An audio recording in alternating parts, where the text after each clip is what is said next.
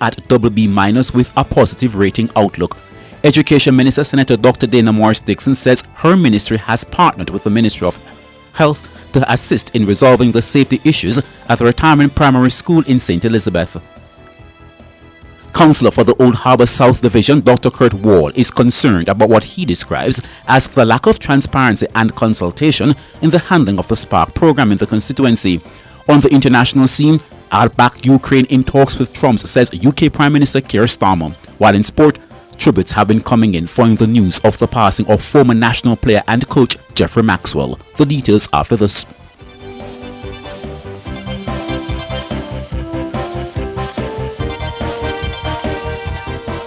If it's news, it's got to be Nationwide 90 FM.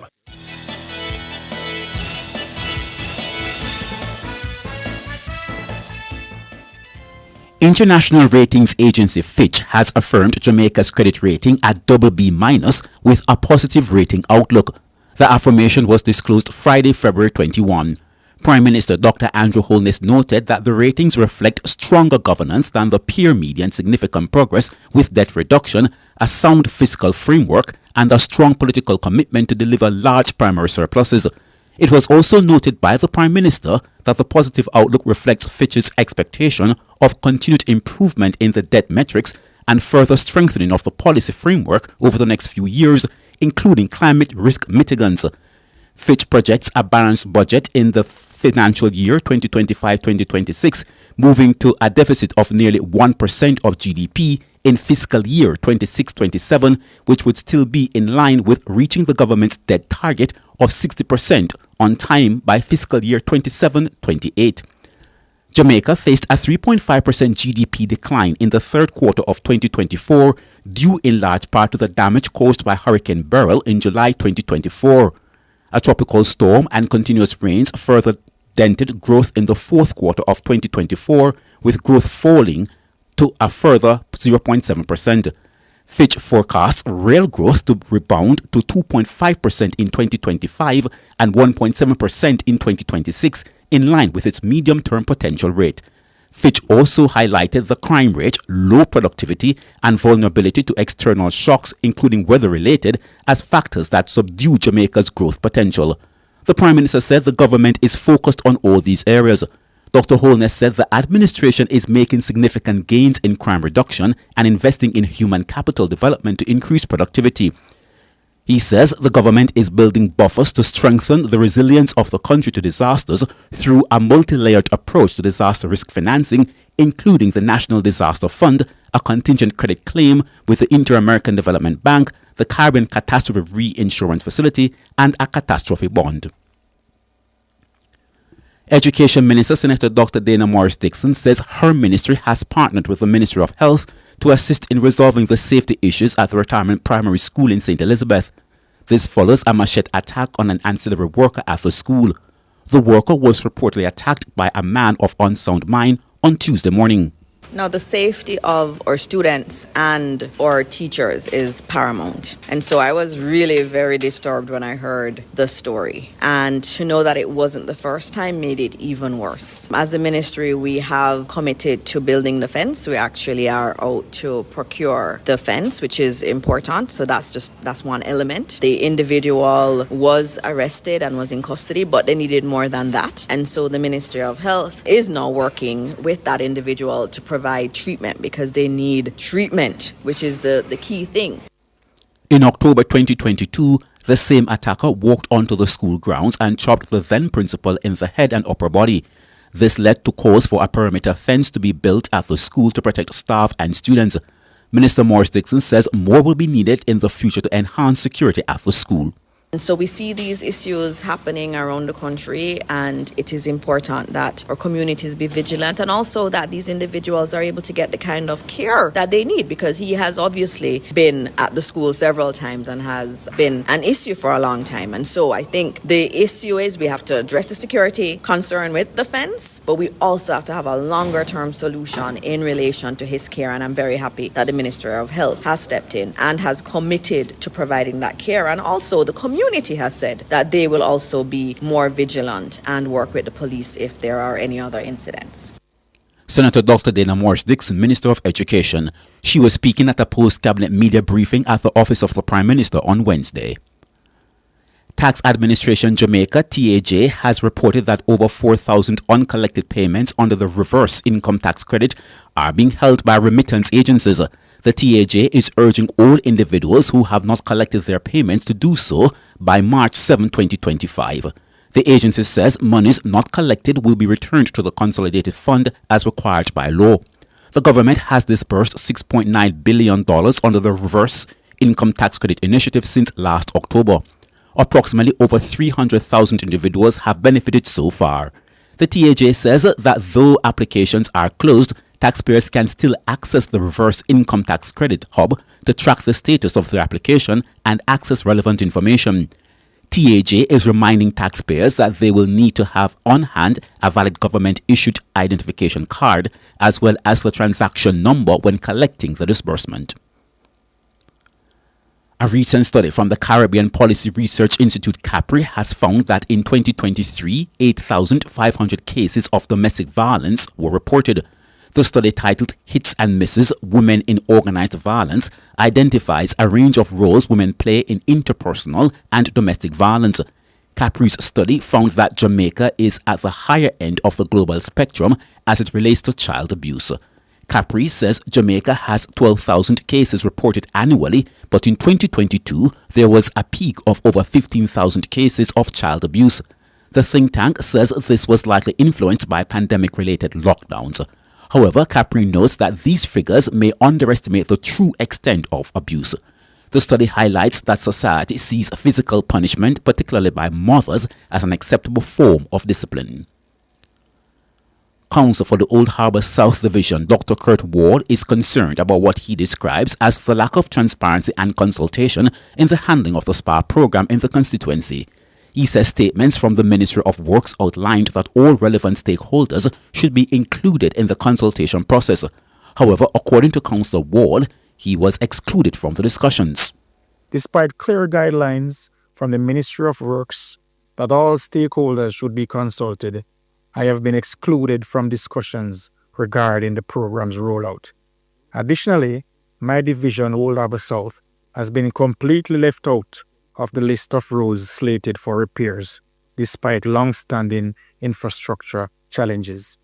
I have formally raised my concerns with both the Member of Parliament and the Minister of Works, yet I was informed that no parochial roads in my division would be addressed and that no further action could be taken.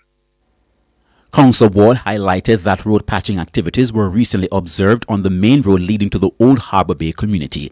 He says the MP should not be authorizing roadworks in his division without prior consultation.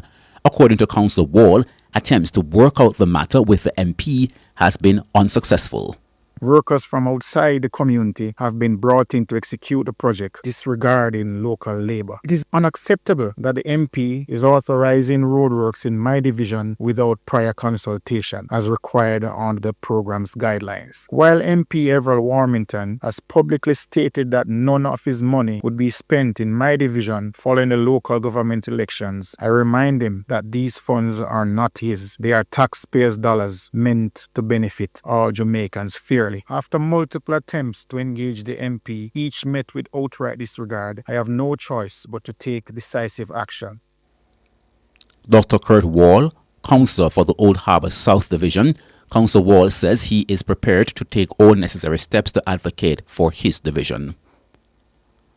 A travel agent of Civil Avenue, Spanish Town, St. Catherine is facing ganja charges. 50-year-old Fiona Burke, otherwise called Tina, has been charged by detectives assigned to the St. Catherine North Criminal Investigations CIB branch with possession of ganja and dealing in ganja following an incident at her home on Friday, February 21.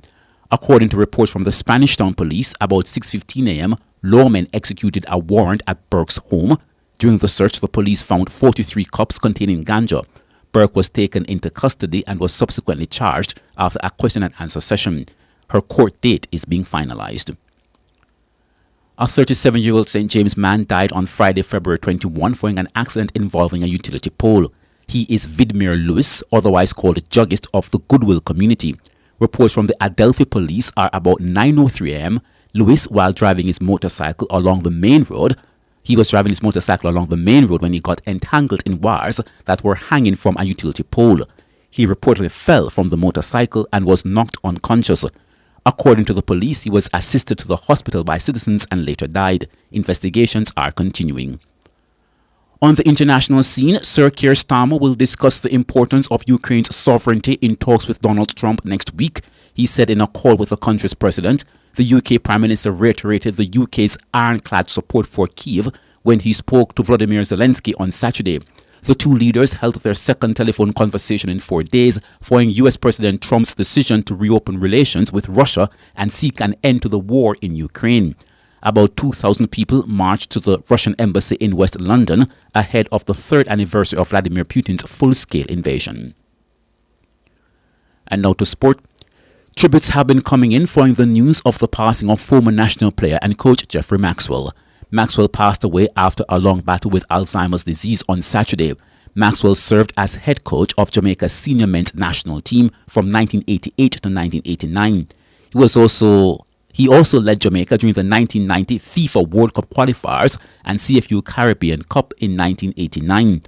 President of the JFF, Michael Ricketts, says the federation was proud to have honored him last year. I am deeply saddened by the passing of someone who would have contributed so much to local football, from schoolboy up to the Premiership, and he would have influenced scores of young players. I'm happy though that the JFF had taken time out not so long ago to have honored him, even though he was unable to have attended, but his son did. That is probably something that is etched indelibly in my mind. Maxwell would have been somebody who I have known personally, and his contribution certainly will make an indelible mark on local football. Maxwell won the Premier League title with Waterhouse in 1998. Ricketts described him as defensive-minded.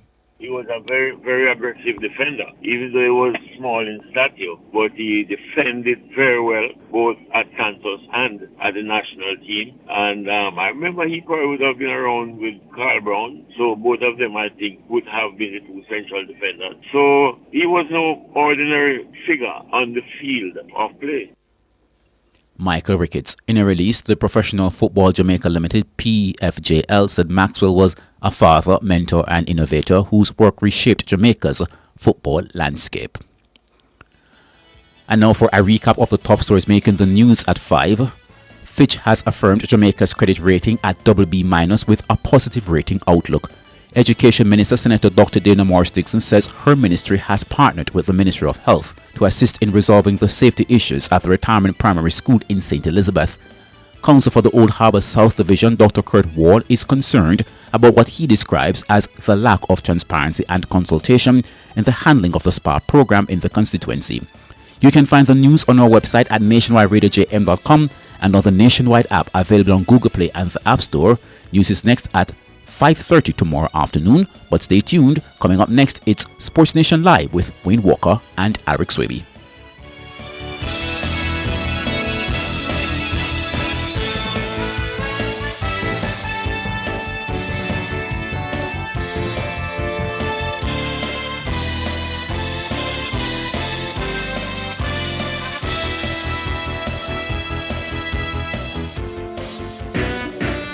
Is your business tax compliant? At Dodge & Global, we take the stress out of tax planning, ensuring you maximize deductions and minimize liabilities. From corporate tax to VAT compliance, we've got you covered. Call 876-929-3670 or 876-926-5210. Email us at info@dodgen.global. Visit us at dodgen.global. Dodge & Global, your tax experts.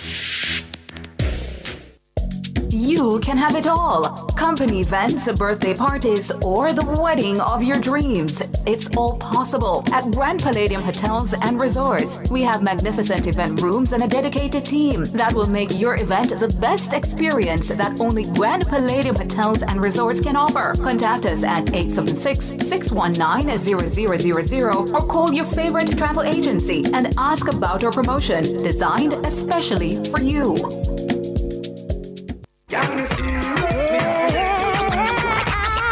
Dancehall Week, can't miss me. February 23 to March 2, 1 full week of dancehall activities. New style.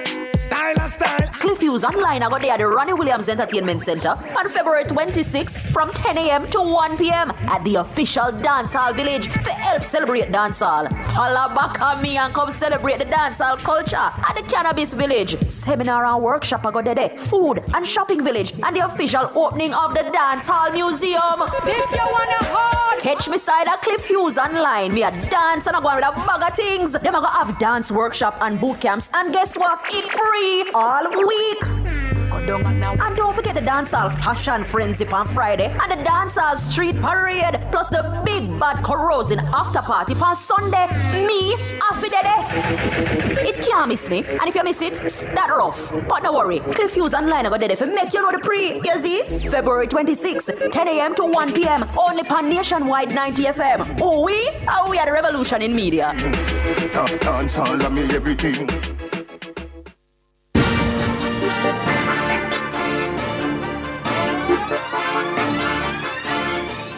Okay, good afternoon. It's Saturday, February 2025. If you bowl it, we'll hit it for 6. If you pass it, we'll score it.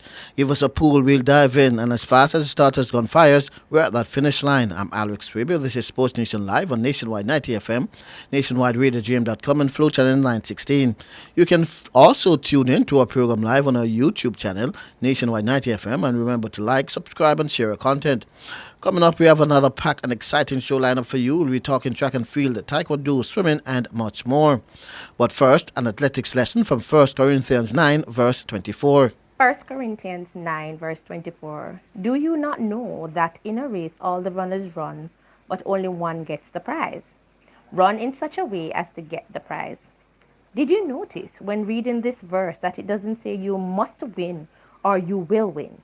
It is actually telling us that the kind of effort and dedication victory requires.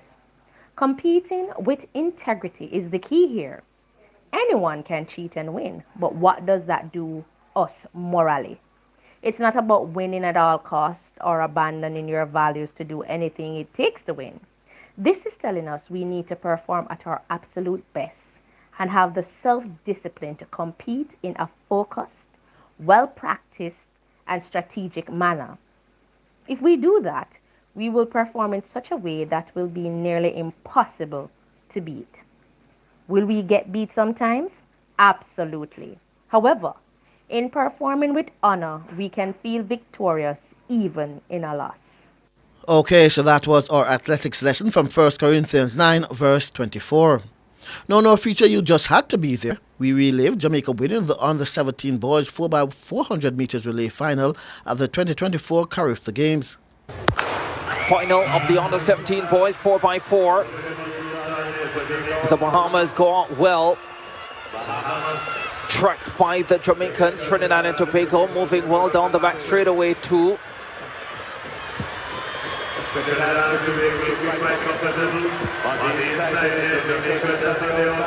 Jamaica, Trinidad and Tobago, Bahamas, the big three go through 200 meters together. Looks like Francisco Williams, the 400 hurdles bronze medalist on the opening leg for Jamaica. Trinidad and Tobago right there, Bahamas right there. The Trinbagonians stepping ahead now and taking charge. Bahamas also coming through well. Trinidad and Tobago just ahead of Bahamas and Jamaica. This is good stuff. This is close racing. Grenada in 4th position. They want to remain close for Mathlin when he gets the baton, but look at this. For Grenada, they rush through to take the lead. Looks like Kimal Murray on this leg for Grenada. Now in 3rd position, Robert Miller, the 400 hurdles champion and record holder, takes over for Jamaica. Trinidad and Tobago in 2nd. Bahamas 3rd. Grenada now back in 4th place. Trinidad and Tobago with Cheslin Gordon stepping up now to take over from Robert Miller and Jamaica. Trinidad and Tobago just ahead of the Jamaicans. The Jamaicans have the 800 champion Keandre Kelly on this 3rd leg. Trinidad and Tobago right there with them. Remember, the Jamaicans have the 400 champion Bramwell on the anchor leg. What a fine race we have between Jamaica and Trinidad and Tobago. The 800 man inches ahead for Jamaica. Trinidad and Tobago still fighting. Grenada are now in third position. And I think Mathlin is on anchor. Jamaica and Trinidad and Tobago. What a titanic battle in the under-17 boys 4x400. Now the baton is with the 400 champion and record holder, Nicoy Bramwell. He has competition early, hot on his heels. Has a look around him, sees what's happening behind, knows that the Trinidad and Tobago athlete is coming. Cody Lewis there on anchor for Trinidad and Tobago. Part of the Lewis twins. But Bramwell inches away for Jamaica. Steps on the accelerator. Does the 400 under 17 record holder. He's making the gold medal save for Jamaica. Grenada will have a medal because Mathlin is on anchor. Whether it will be silver or bronze is to be seen. Jamaica will win gold outside the record. Bramwell shuts down. Trinidad and Tobago holds on with Lewis, and Mathlin runs a storming anchor to confirm bronze for Grenada. Well, that was a marvelous race up until Nicoy Bramwell got the baton. Great battle between Trinidad and Tobago and Jamaica all the way through up until that last 400. Not to be denied, that man Nicoy Bramwell took over and shut things down for Team Jamaica. Not quite. Okay, that was our feature. You just had to be there, where we relived Jamaica winning the under-17 boys 4x400 meters relay final at the 2024 Carifta Games. Now, on a more somber note, tributes have been coming in following news of the passing of former national player and coach Jeffrey Maxwell. Maxwell passed away after a long battle with Alzheimer's disease on Saturday. Maxwell served as head coach of Jamaica's senior men's national team from 1988 to 1989. He also led Jamaica during the 1990 FIFA World Cup qualifiers and CFU Caribbean Cup in 1989. President of the JFF, Michael Ricketts, says the Federation was proud to have honored him last year. I am deeply saddened by the passing of someone who would have contributed so much to local football, from schoolboy up to the Premiership, and he would have influenced scores of young players. I'm happy though that the JFF had taken time out not so long ago to have honored him, even though he was unable to have attended, but his son did. That is probably something that is etched indelibly in my mind. Maxwell would have been somebody who I have known personally, and his contribution certainly will make an indelible mark on local football. We're deeply saddened, and of course, I want to use this opportunity to personally and certainly on behalf of the JFF to extend our sincerest condolences to his family members and certainly his close friends. If you could identify what his legacy to football in Jamaica, the Caribbean, would be, what would you say that is? Well, certainly he was a player. I remember him being at Santos, playing, I think, central defense. And then he transitioned into a coach. He did so very well at Waterhouse in particular. I know he had a stint, even Galaxy in the early days while I was involved in football with clubs in Clarendon. And of course, he coached the national team as well. So he would have positively impacted football in a number of areas, from being a player, being a coach, and of course, to probably most importantly, being a mentor to a number of young players. Mr. Maxwell, what's the most fond memory that comes to you? Well, it's short stint at Galaxy, because Jimmy Chinnan and I would have hounded him for seasons upon seasons until he didn't stay very long, but he came and he was very impactful. And of course, I remember him at Waterhouse.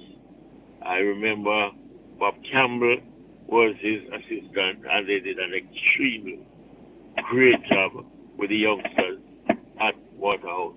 So there are a number of things that would make his memory something to cherish.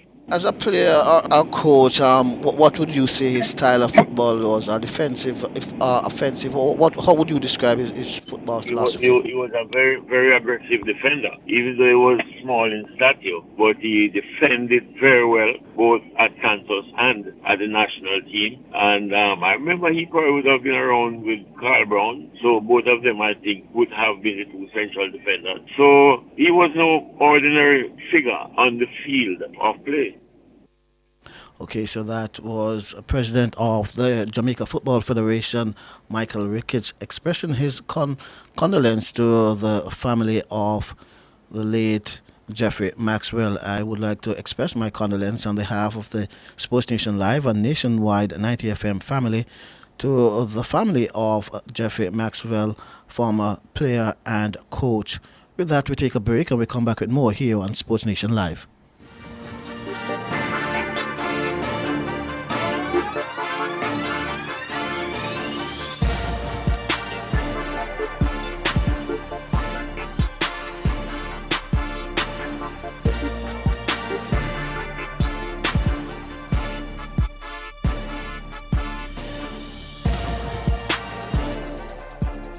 Who shops at Creative Building Finishes? You, the homeowner who creates luxurious spaces with our floor and wall tiles. The contractor and builder who are convinced that our ceramic tiles are right for the job. The architect and designer who make dreams come true with our wood look and porcelain tiles. Superior customer service, knowledgeable staff, inviting showroom, and you get where this is going, right? Shop 5 Red Hills Road or call 876-929-5553. Get tiles, get Creative Building Finishes. Strong financial records are the backbone of every successful business. Let Dodge & Global handle your accounting needs from bookkeeping to financial reporting so you can focus on growth. Call us at 876-929-3670 or 876-926-5210. Email us at info@dodgen.global or visit us at dodgen.global. Dodge & Global, we make numbers work for you.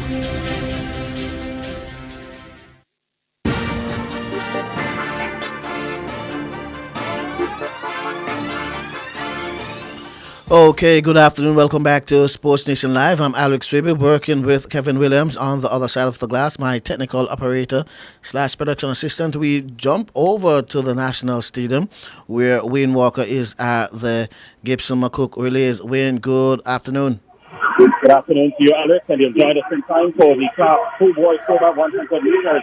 And at the moment, Calabar is in the lead. They've just run 39.60. The 15th college is over there. Calabar, Escocia, the 15th college, working at those guys. Coming back again to the great close to finish.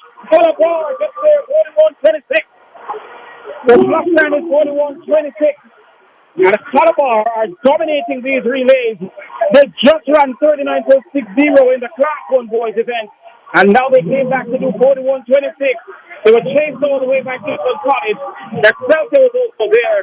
And the Kingston College team has come back to celebrate in front of the grandstand. It was an epic race, a real epic race. It was close from the very start. The backstretch Kingston College took the lead.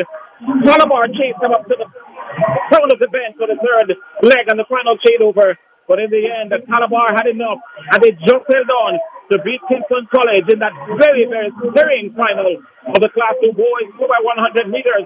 As I was just mentioning just now, Alric, Calabar is 39.60.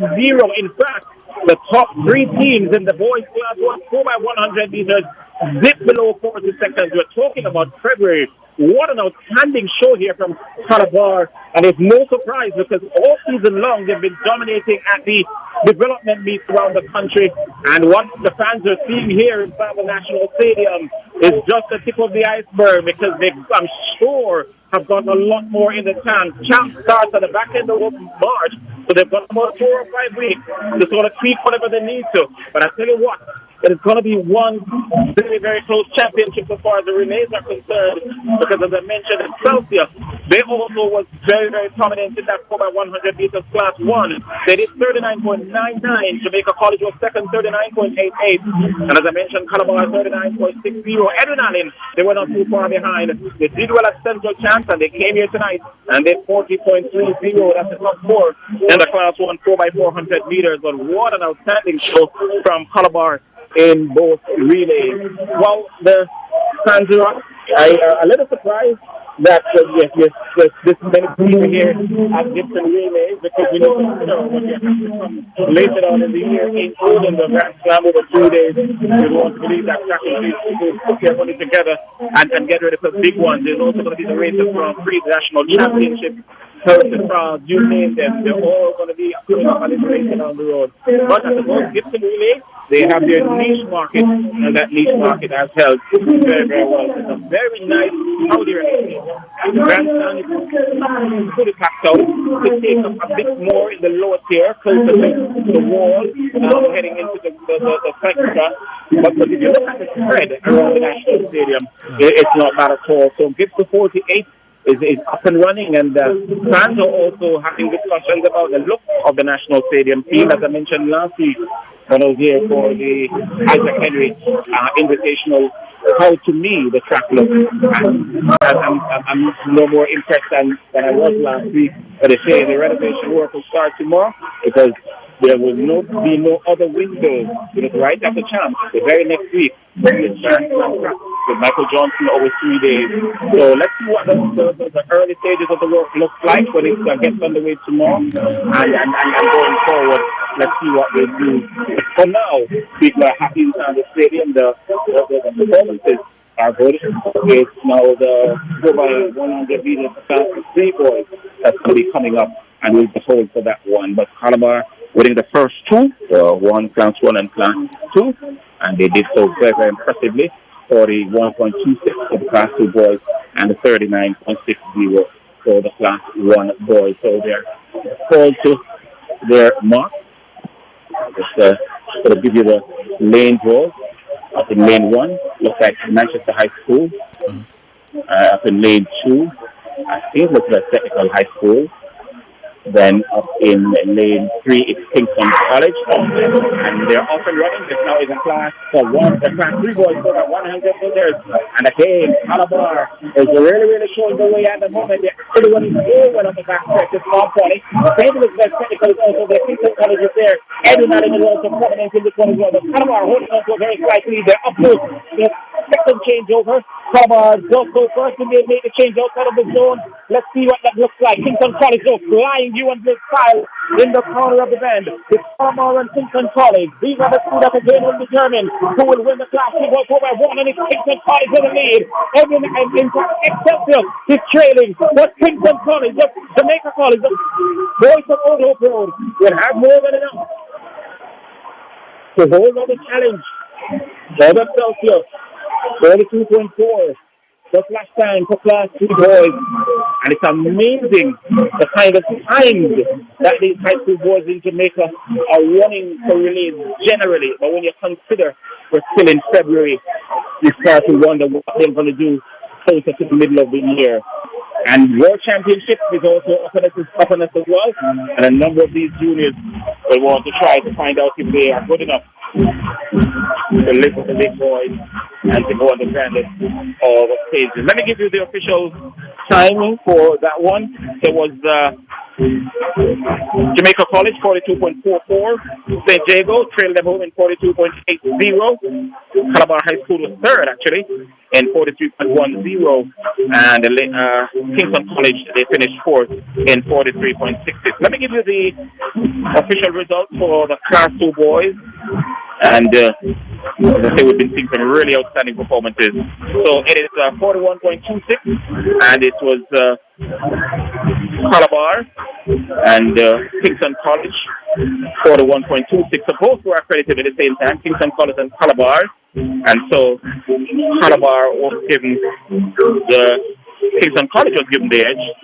Their reaction time much better than that of Calabar. and Edwin Allen was third, 41.41. Jamaica College fourth, 41.66. One of the things that we noticed, though, Alric, and I think we were discussing it in the department either yesterday or Thursday, is the sort of program that Edwin Allen has brought to the fore in 2025.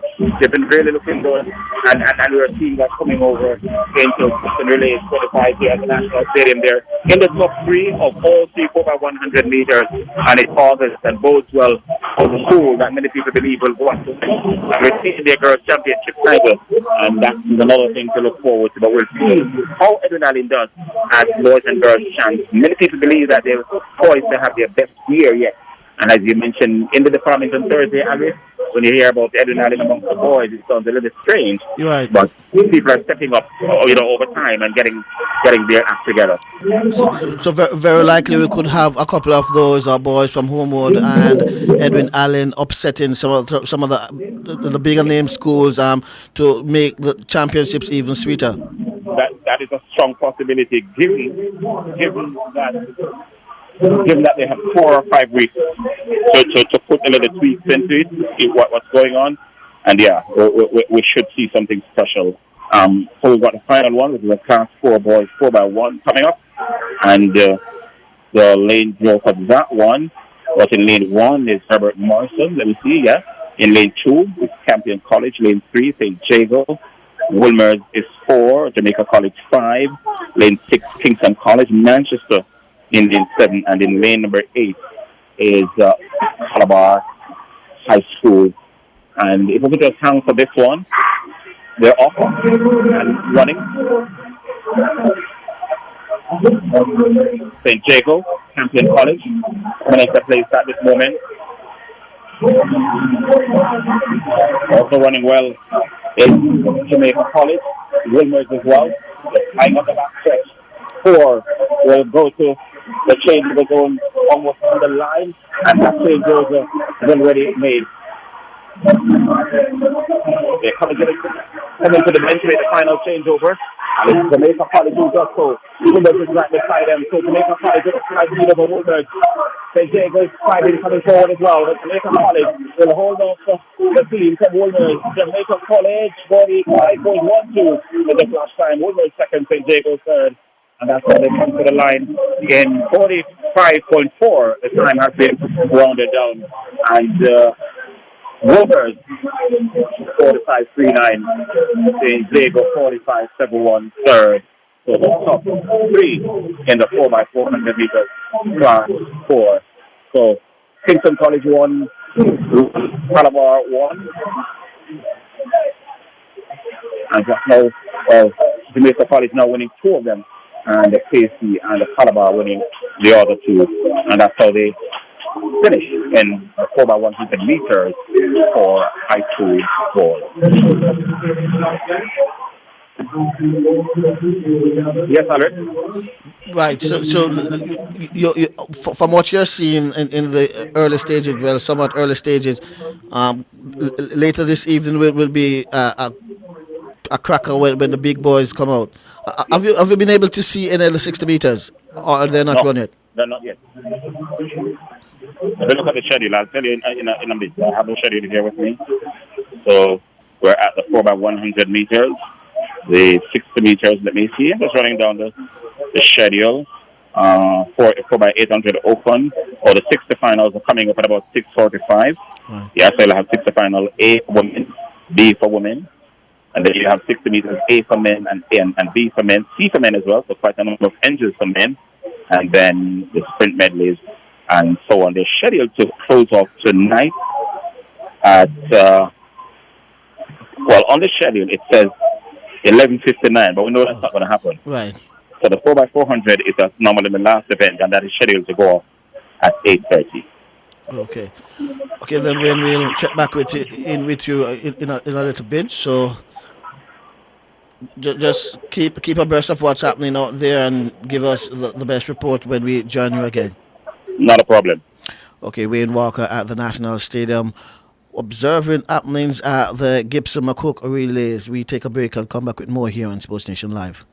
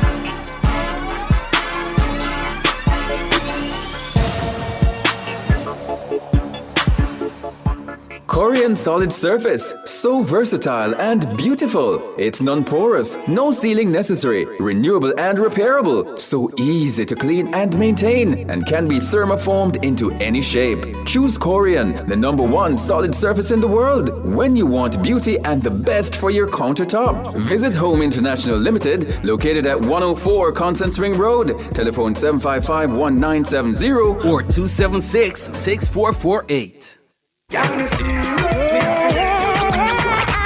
Dancehall week, can't miss me. February 23 to March 2, 1 full week of dancehall activities. New style.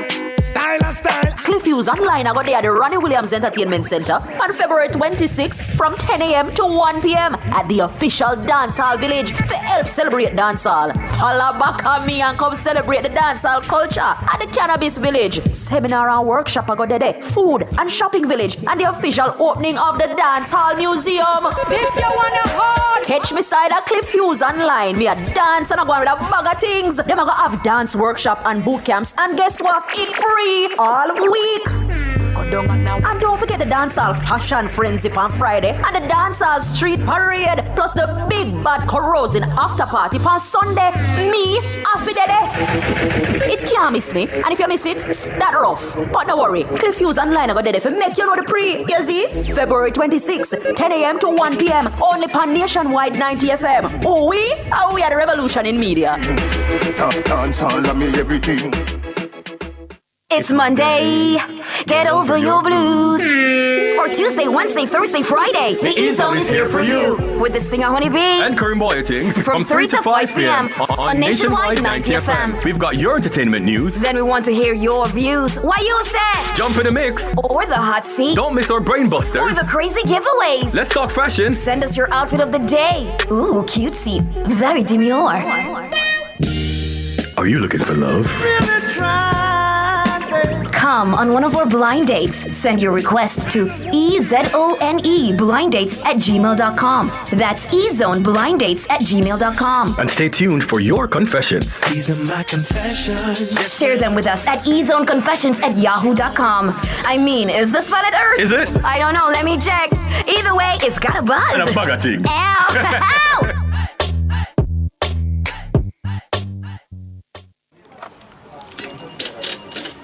But is this real? Hey Greg, come look at this. Oh my, it's happening. Mr. Daniels, the numbers keep getting bigger and bigger. Sir, the clicks are off the charts. Hello, sales? What's the emergency? 9,000 clicks in one day? 3,000 order? So how much we have left? What? I'll soon call you back. Mr. Nakamoto, it's Danny from Jamaica. I need 5,000 of the big ones. We're back in business. Yes, sir. Arigato. Suene. Amplify your brand. Let Nationwide 90 FM assist you in tapping into a captivated audience across our social media platforms. For more information, contact us at 876-630-1210 or sales@nationwidenewsnetwork.com. Businesses, companies, and entrepreneurs, let's supercharge your brand. Tune in to Nationwide 90 FM, the new revolution in media. Stay ahead of the curve with our cutting-edge reporting and accurate breaking news coverage. We are having an earthquake. Oh, God. Hear it here first on Nationwide 90 FM. Tune in, turn up the volume, and listen. We bring a mix of news, entertainment, and sports to your lives. Nationwide 90 FM's live and continuous coverage of the World Championships in Budapest, Hungary. News and discussions week mornings. Coming up in the news at 6 for this morning. Entertainment in the afternoons, then news again in the evenings. Nationwide news at this hour, fired. Also tune in to the entertainment and sports shows in the nights and on the weekends. It is Boyatings After Dark right here on Nationwide 90 FM. Everything is news, from current affairs and entertainment to sports, business, and other categories. Nationwide 90 FM. This is Beanie Man. Give it to them. Zaga, Zen. From every whisper to every commotion. That's rubbish. The KSAMC cannot investigate itself. Every news story unfolds here first at Nationwide 90 FM, the new revolution in media. Every sound is a story, and every story we share is news.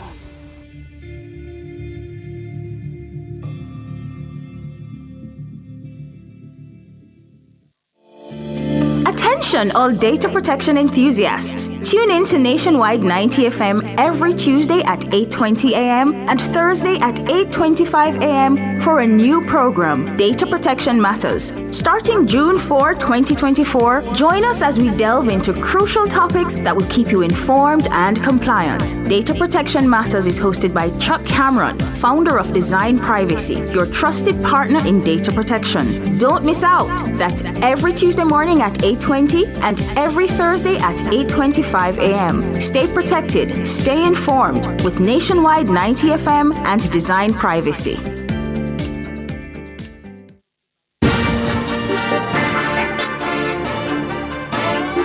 Okay, good afternoon and welcome back to Sports Nation Live. I'm Alex Weber, working with Kevin Williams on the other side of the glass, my technical operator / production assistant. We'll be talking some Taekwondo now, as the Jamaica Taekwondo Association will be hosting the 2025 Open Invitational Taekwondo Championships at the Alfred Sangster Auditorium, University of Technology on March 8. The post-COVID-19 return of the championship will see competitors from over 25 martial arts schools contest in patterns, forms, sparring, power, and technical breaking. Now joining us to talk some more about, shed some more light on this tournament is Nick Brown, the chairperson of the Jamaica Taekwondo Association Tournament Committee and President Master Arthur Barrows. Ladies and gentlemen, welcome to the show. Greetings, Alex. Thank you. Blessings. Let me start with you, Anik, as the tournament committee chairperson. Describe what patrons will see when they come to this tournament. What will the experience be? Well, the experience will be a great one where they get to see martial art participants from varied martial arts schools across the island of Jamaica compete in forms or patterns, as well as sparring and breaking, technical breaking and power breaking. They'll also see some excitement from some of our sponsors on the ground. And they'll get an opportunity to find out more about Taekwondo and be able to even enroll in the program themselves. Right, and tell me, you say there will be some surprises from the sponsors on the ground. I'm care to share some of those surprises? No, a surprise is a surprise, Alric. You have to show up to see it, to experience it. Right, and tell me, But just to say, when the sponsors come on board, and of course we need more sponsors on board, right. We'd love to have more. They'll get an idea of some of the offerings from these stakeholders and be able to even possibly sample products that they may have on the ground as well. Just to give you an idea. When you look at this competition, this is the return of the competition after COVID-19. Tell me how excited or anxious are the various fighters and martial arts schools for the start of this competition? Well, we're craving the excitement of the varied martial arts schools. We have a reputation of having one of the best martial arts tournaments in the island. And so they know that they're going in for a good package being hosted by the Jamaica Taekwondo Association. So it's something that I believe that we're all looking forward to. There have been a few smaller tournaments from the different schools, but not of this magnitude where the Jamaica Taekwondo Association is able to have all their member schools as well as karate schools being able to participate as well. Right, let me bring President Master Arthur Barrows in here. President, tell me, how important was it for you and your association to ensure that this championship returns to the local Taekwondo landscape? Afternoon to your listeners. Thanks, Alex, for the question. As persons are in the martial arts fraternity will remember, our last annual championship for the Jamaica Taekwondo Association was in 2020, right before COVID. So we had 2 years break because of COVID, and since then we have not restarted our main championship. So this year we are launching the championship, our annual Taekwondo championship, back on the stage. So this is quite important for our development of our athletes, our umpires, and definitely the parents and the friends and well-wishers definitely want to see this back on the stream. Last year, we saw Ultimate Taekwondo Championship being held, which was a regional championship. That is scheduled for every 3 years, but this is back on stage, our annual Taekwondo Championship for every year. So we're happy to have it back there, and we're happy for the support so far. And tell me, these championships, is it a qualifier to a regional or international meet? What we have a world championship in Croatia in October. We have 2 championships in July actually, one in Florida and one in Dominican Republic. So this is also a qualifier in terms of their spots, but it's like a development meet. So it won't be qualifying the person separately, but definitely getting to see, the athletes get to see where they are, the coaches get to see where they are, and then we have more warm-up championships going to July.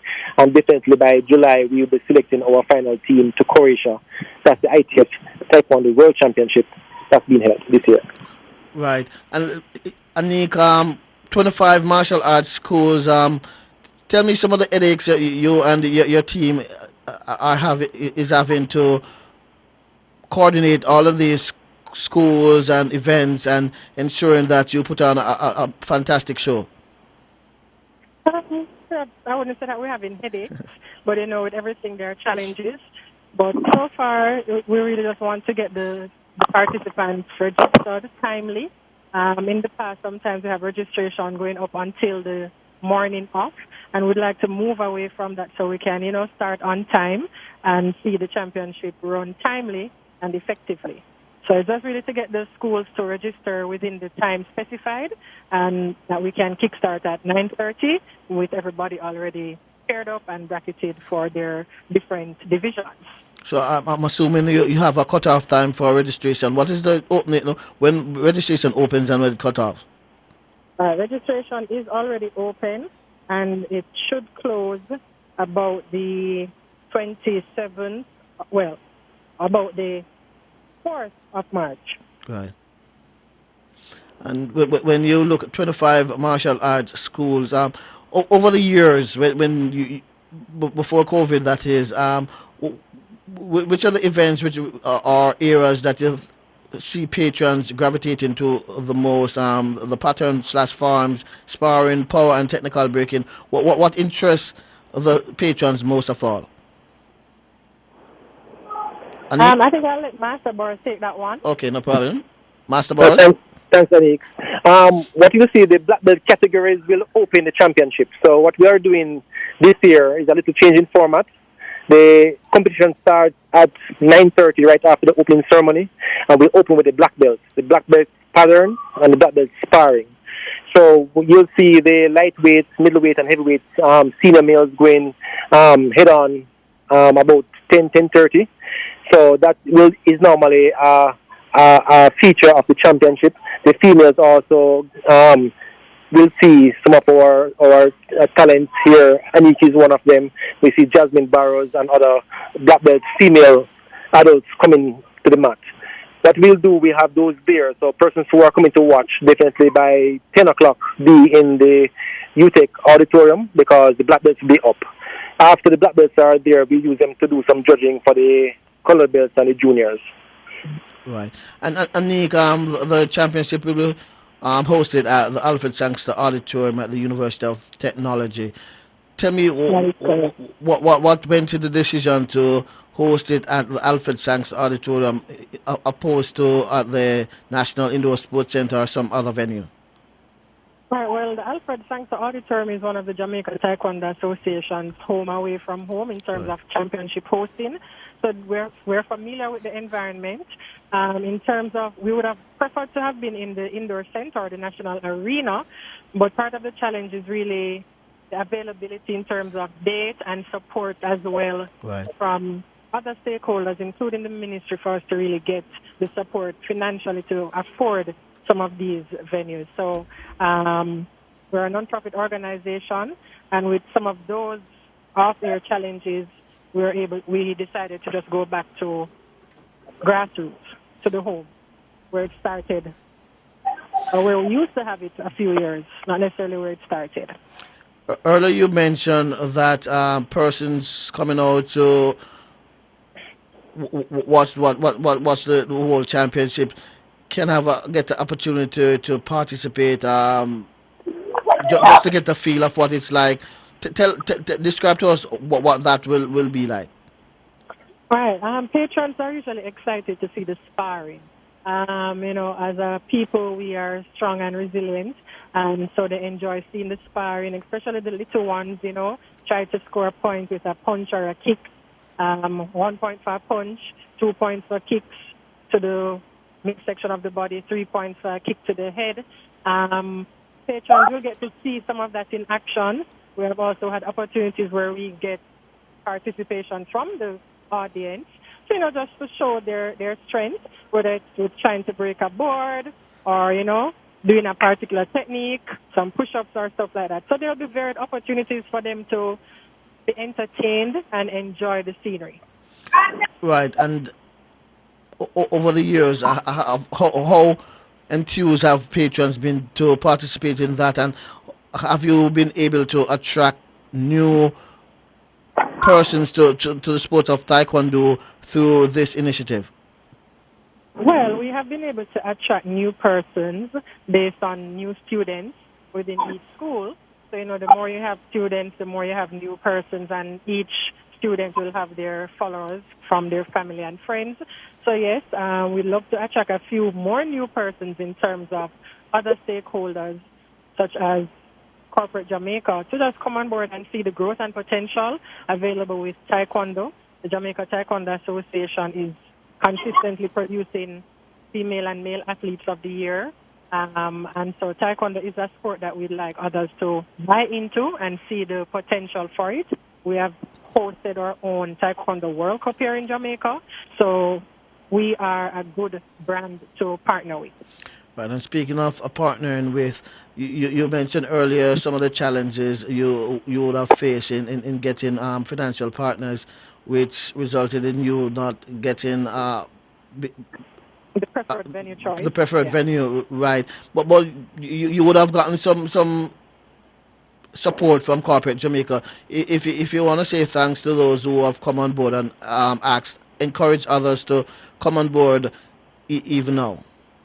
Yes, we are indeed grateful for the partnership with Mackay Security Limited, Artistry Digital Printing and Craft Store, also Craft Fed by Design, as well as Attack Box Limited. So we have had support before from them, and they're on board this year. So I just want to invite others to reach out if they're interested to us at 876-596-1792. Right. And Master Barrows, tell me what's next as it relates to Taekwondo after this championship. What's next? All right, so we'll have this championship this month, and then we'll be off to Florida in July. Our Taekwondo team also heads out to Dominican Republic also in the end of July for a regional championship. Jamaica is actually a part of that series of championships, regional championships. So we will see Dominican Republic hosting that championship this year. We go back to Central America next year to Honduras, and then in 2027, Jamaica will be hosting that regional championship. So we can look for that also coming up in 2027. After July, we head for our instructors course and a mini championship in Trinidad at the end of August, and then we're off to Croatia for a world championship in October.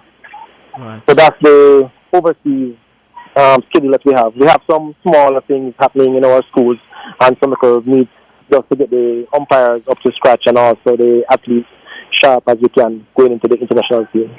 Right. And Anik, let me give you the last word just to encourage patrons to come out, remind them of the date and the cost.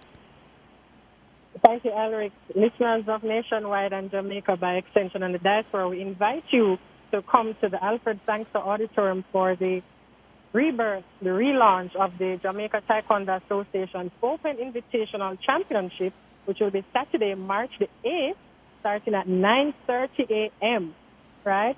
Patrons can enter at a cost of $1,000 for adults, and children 12 years and under will be $500. So we invite you to come out and support. and get yourself signed up to join one of the Taekwondo schools as well. Okay, Anik and Arthur, thank you very much for stopping by and sharing some of this information with us.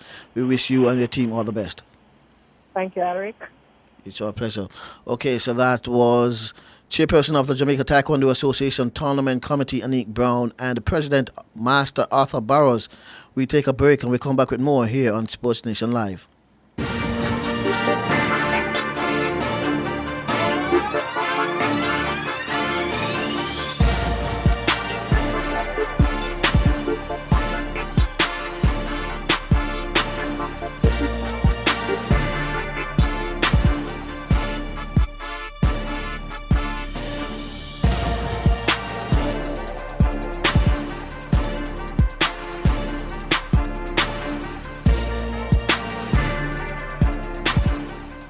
Who shops at Creative Building Finishes? You, the homeowner who creates luxurious spaces with our floor and wall tiles. The contractor and builder who are convinced that our ceramic tiles are right for the job. The architect and designer who make dreams come true with our wood look and porcelain tiles. Superior customer service, knowledgeable staff, inviting showroom, and you get where this is going, right? Shop 5 Red Hills Road or call 876-929-5553. Get tiles, get Creative Building Finishes.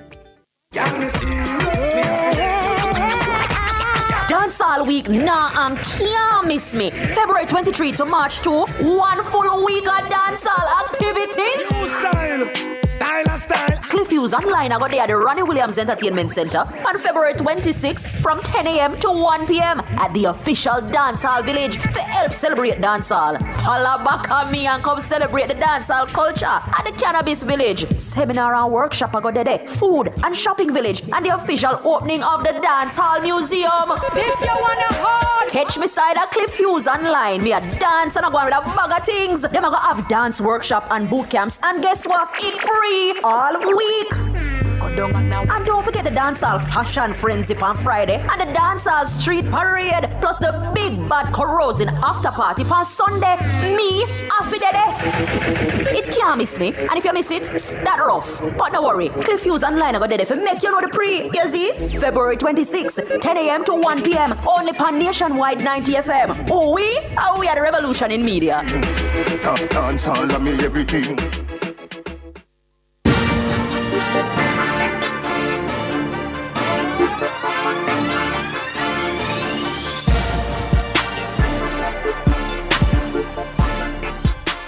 Good evening, welcome back to Sports Nation Live. I'm Alex Raby, working with Kevin Williams on the other side of the glass, and we'll be sticking with our combat sports as we'll be talking some boxing now, as Jamaican-born Cayman Islands boxer Jaden Eccleston will take on Kevona Willis in the light heavyweight division of the Futures Gloves Over Guns Initiative's fight night at the Stanley Coast Gym on Saturday, that's today, starting at 8 p.m. Eccleston, nicknamed Mad Slug, will be competing in his second professional fight after his successful debut in November.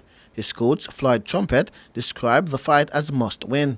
Unlike the amateur game, where you can lose a fight without much fanfare or much setback, because you may lose in the semifinals and still get a medal at a major championships. But in the professional game, each fight is a must-win fight, because the longer you stay undefeated, it's better for you in the end. So we are confident. We had a pretty good preparation, and I think we're going to win this fight and then move on to our third fight on April 5th. Okay, so that was Floyd Trumpet, coach of Jaden Eccleston. There are 10 other fights on the card. Now joining us to tell us some more as to what will be happening the Futures Gloves Over Guns Initiative Fight Night is President of the Jamaica Boxing Association, Stephen Jones. Stephen, good evening and welcome. Hi, how are you? I'm blessed. Tell us, first up, tell us what can patrons expect coming out, 11 bouts on the fight card. What should patrons expect? Excitement from into the gate, even before the fight starts. All day, just doing the setup. You know, we're in Stanley Coast is in Parade Gardens downtown, so it's been exciting. Just the vibe around the community, coming in and out, the community members excited, helping with the setup, and just waiting for the boxing because boxing is a fan favorite. And the fact of the matter that you have boxing at all levels, from the grassroots, which we are now featuring more high schools than we've anticipated, starting from the very junior boxers to the novice boxers to elite boxers, which will be representing us on the international stage, hoping to go the Olympic journey from now, and then ending with the professional fights like you mentioned earlier. Right. Tell us some more about this high school boxing program and some of the schools that will be participating. I know Penwood will be participating on this fight card, but show us some more on this high school program. We've been wanting to the high schools for years, and what we found now is it's been happening organically because the Gloves Over Guns initiative, which really is the support for development initiative and community cohesion, using boxing as a platform in communities that have been more affected with violence than others. Mm-hmm. That's been happening for years, and the more troublesome kids that have been troublesome in schools or not attending schools, classes and so, have been showing a lot of improvement. And so the teachers and the principals, guidance counselors have been coming to us asking if they can get involved with the program. And so we've been training PE teachers.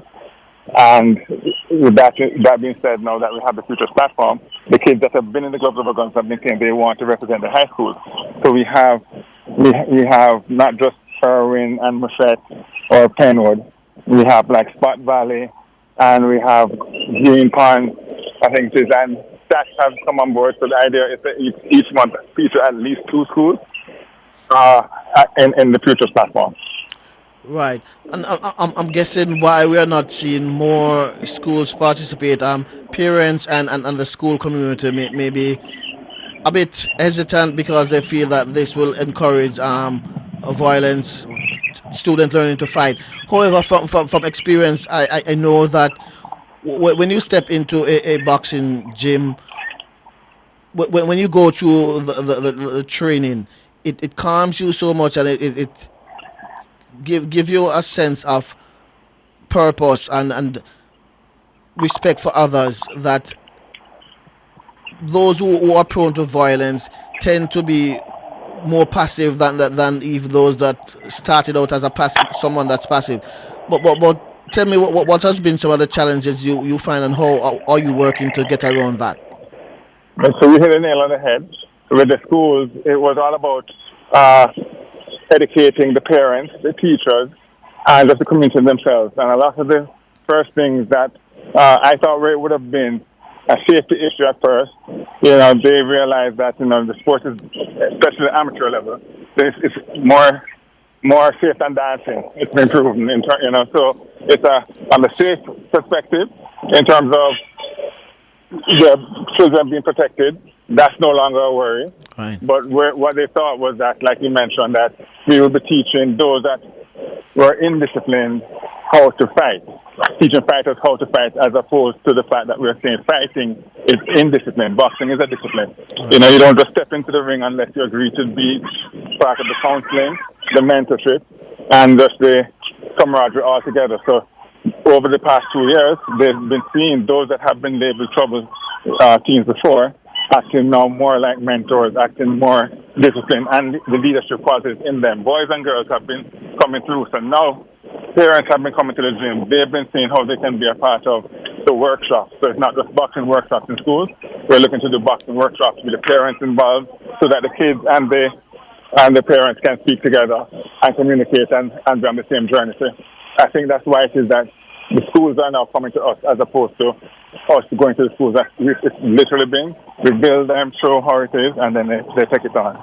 And it's been working. Right. So at the moment, there is the Gibson McCook Relays at the National Stadium, and later in the year we'll have the Issa Boys and Girls Athletics Championships. So soon we'll be having a championship for high schools in boxing. So the minute we tell you that we have 16 schools on board, we start off with a high school championship as a pilot project. So I think right now we have about 11 that we can say we have registered boxers from, and I'm certain by the end of the year we'll reach 16 and more because of the PE teachers that have been doing the courses with us. So once we have 16, we will start with a pilot project and do a first high school championship at least in a while. Right. You know, so you're right. Let's get back to tonight's fight card.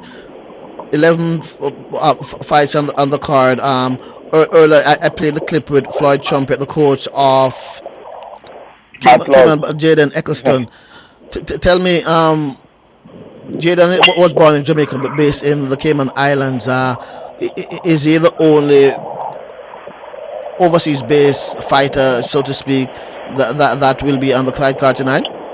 On the fight card tonight, yes. But this platform is not just for Jamaicans. You'll find that the diaspora, not just the local, I mean the Caribbean region, they're boxers that have wanted to transition from amateur to pro. They actually also don't have a platform where they can be a part of. So this now, if we're having a monthly show, we'll find that boxers from the rest of the Caribbean region and other areas too, Central America, will come participate. You'll have managers asking us if we can put their boxers on our card, not just to fight against Jamaicans. You'll have them this will be open up to other managers, just so that their boxers can get the opportunity to build their career as well. So Jason started. We had one last year where one of the boxers was based in Bahamas. Right. And he'll be coming back again. I think he's asked to come back next year, next month. And we have some that come to States. Wherever you have a card, not just here. It's not that easy to put on. The production that goes into putting on a card, it's not that easy. So we have to have good partnership. We're grateful for KFC coming on board, Standout Foundation, and Dr. Safe Foundation coming on board has made it easier for us to have the monthly show. So since that's happening, we're opening it up to all the boxers in the region that need a platform. Right, and speaking of having this monthly show, I'm sure this also gave all boxers more ring experience, because too many times we hear of our boxers going over to qualify for regional and international tournaments with 2 and 3 fights under their belt, going up against opponents with 10, 15, 20 fights. I'm sure the coaches and boxers are pleased to hear that this will be a monthly thing. You're spot on again, Sir David, because there's a tournament, a World Boxing Cup happening in Brazil next month, which we would have had the opportunity to go to, but I figured it's too far and too expensive a trip to take when our boxers aren't as prepared as they should be. So we have 2 happening this year, one in Brazil, which we won't take part in, and one in September in Liverpool, in London. And that one we definitely want to showcase. We've already sent in our expression of interest, and the idea is to have these shows here where our elite boxers will get an opportunity to have more activities so that they will be.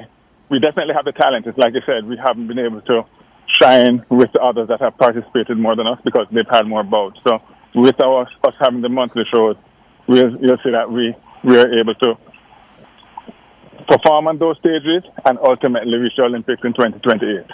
Right. There's 11 fights on the card, but only 2 professionals. Was it designed that way to give more of the amateurs more exposure? Yeah, because we have fight nights also. Remember the random fight nights that take place going around the community. The Futures platform is to showcase the future boxers, those that are from the grassroots amateurs and the future Olympians and the future world champions. That's why we add the pros as well. But the idea is to have the better boxers that end up separating themselves from this platform when we start the Fight Night series again, which hopefully maybe in May, and carrying it around the island, we will have more pros and those. So this one is for the future. This is for the future, for the officials, the coaches, and the boxers themselves. This is where the future champions and everything in all areas, we use this as the feeding ground for it. Right, and tell me what has been the feedback from the boxers and the coaches themselves? They've been excited, especially the boxers, because they obviously, they've been training, and when they're training without that platform after a while to showcase the skills, it gets frustrating. So the fact that we now have a monthly a program where they can have a platform where they can shoot for showcasing skills every month. I mean, we have 11 fights, yes, but we could have had 16. So we know that each month, not everybody can fight every month because we have to give others a chance, but at least every other month they'll be training. So everybody's very, very excited and grateful for the opportunity. Right. And over the years, I mean, this is the first one for this year, but last year there were two such fight cards. Tell me, when you look at the various weights, which weights would have attract more excitement, more patrons coming out to see? Well, the thing is, it's a name. I think all weight classes. I think ultimately, when you say heavyweight, everybody's perks up when you see the heavyweight. Right. The lighter weights have the speed and the endurance that the crowd loves. But it really is just after a while, it's the identities that the people follow. After about 3 of these shows, they'll choose their favorite. And once they do that, then you'll see that it's not a matter of the category, but they'll have their boxer that they're following, whether female or male. Right. Yeah. And tell me how much have the Parade Garden community welcome this annual fight card? Well, the Parade Gardens, without a doubt, all of them. So Stanley Coach, being a national dream, happened to be in Parade Gardens. Parade Gardens happening to be one of the communities that is part of the Gloves of a Gun. They look out with it, but all the communities that are, from Olympic Gardens to Zayat Park, to all the communities that feed into Montego Bay, to Spanish Town, coming here, using this, come together. They all come together as one, So ultimately, doing Parade Gardens is one thing, but then we will get to a stage where, like I said, we rotate around the island. But I mean, the fact that we have the Gloves Over Guns initiative taking place daily, and the fact that schools are coming involved now, is very, very encouraging on all levels, from the board level to the coach level to the boxers themselves and to the parents and the community. So it's a very good time. We think that everything coming together, finally, all pieces falling into place. What are the gyms that are involved in this fight card? So you have gyms like, I think there's 2 from Montego Bay. I think one was called Power Gym. You have, I know you have the Montego Bay Gym, which is one of the nationals. We have boxers from Stanley Coast representing. We have Olympic Gardens. I know you have Fun Aerobics from Portmore, with the Fit Like a Fighter program with Dane Taylor. And there are a couple more, but I think a lot of them too. When I look on the names, I see more like Musette and Spot Valley, and I see the coach is asking, the boxers asking for the schools to be listed, which I had no issue with. But I know that next month I'm excited for the staff being a part of it. None of the boxers will be on the card tonight, but I know that as a school they've been training, so it's between the gyms and the schools that the program is coming up. Right, and is there a cost to get into the fight card tonight? No, man, it's free. It's free. It's for the community. The Gloves Over Guns initiative.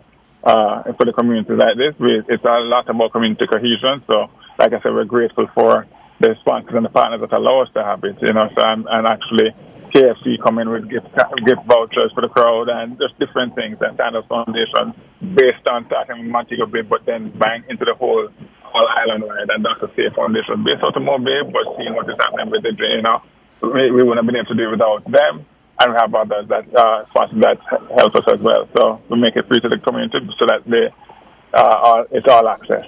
Remind us of when it starts and where?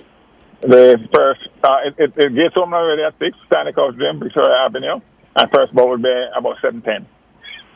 Right, and are you going to start with the high schoolers or the novice who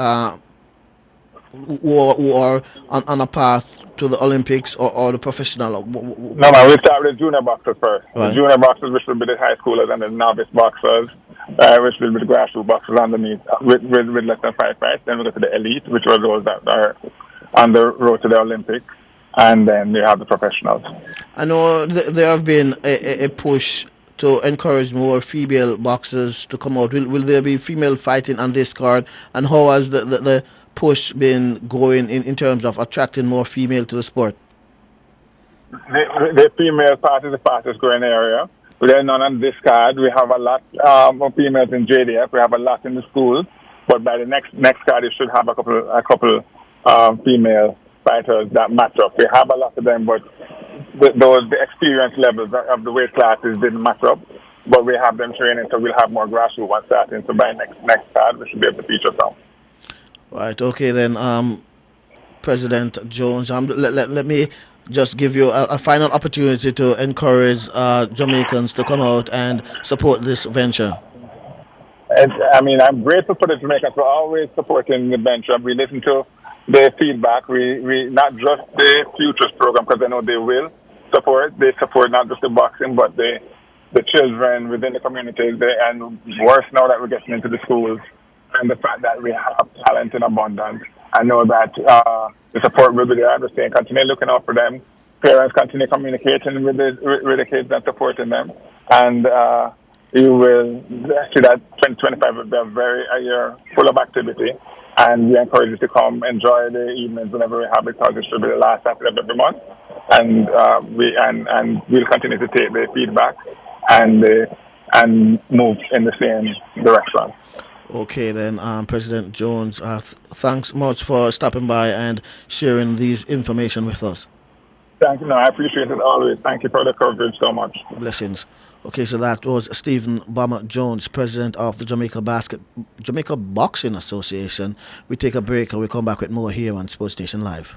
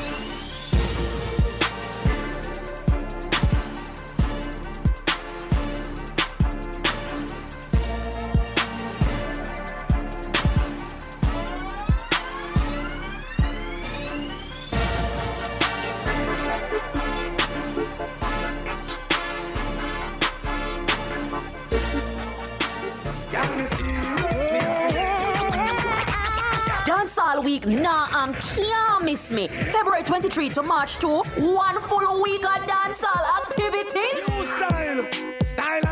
Cliff Hughes Online, I got there at the Ronnie Williams Entertainment Center on February 26 from 10 a.m. to 1 p.m. at the official Dancehall Village to help celebrate dancehall. Follow back on me and come celebrate the dancehall culture at the Cannabis Village. Seminar and workshop I got there. Food and shopping village and the official opening of the Dancehall Museum. This you wanna hold? Catch me side at Cliff Hughes Online. Me a dance and I go with a bag of things. Them I go have dance workshop and boot camps, and guess what? It's free all week. Go down now. And don't forget the dancehall fashion frenzy on Friday and the dancehall street parade, plus the big bad corrosion after party on Sunday. Me, Affidede. It can't miss me. And if you miss it, that rough. But don't worry, Cliff Hughes Online I got there for make you know the pre. You see? February 26, 10 a.m. to 1 p.m. only on Nationwide 90 FM. Oh, we are the revolution in media. Dancehall, I mean everything.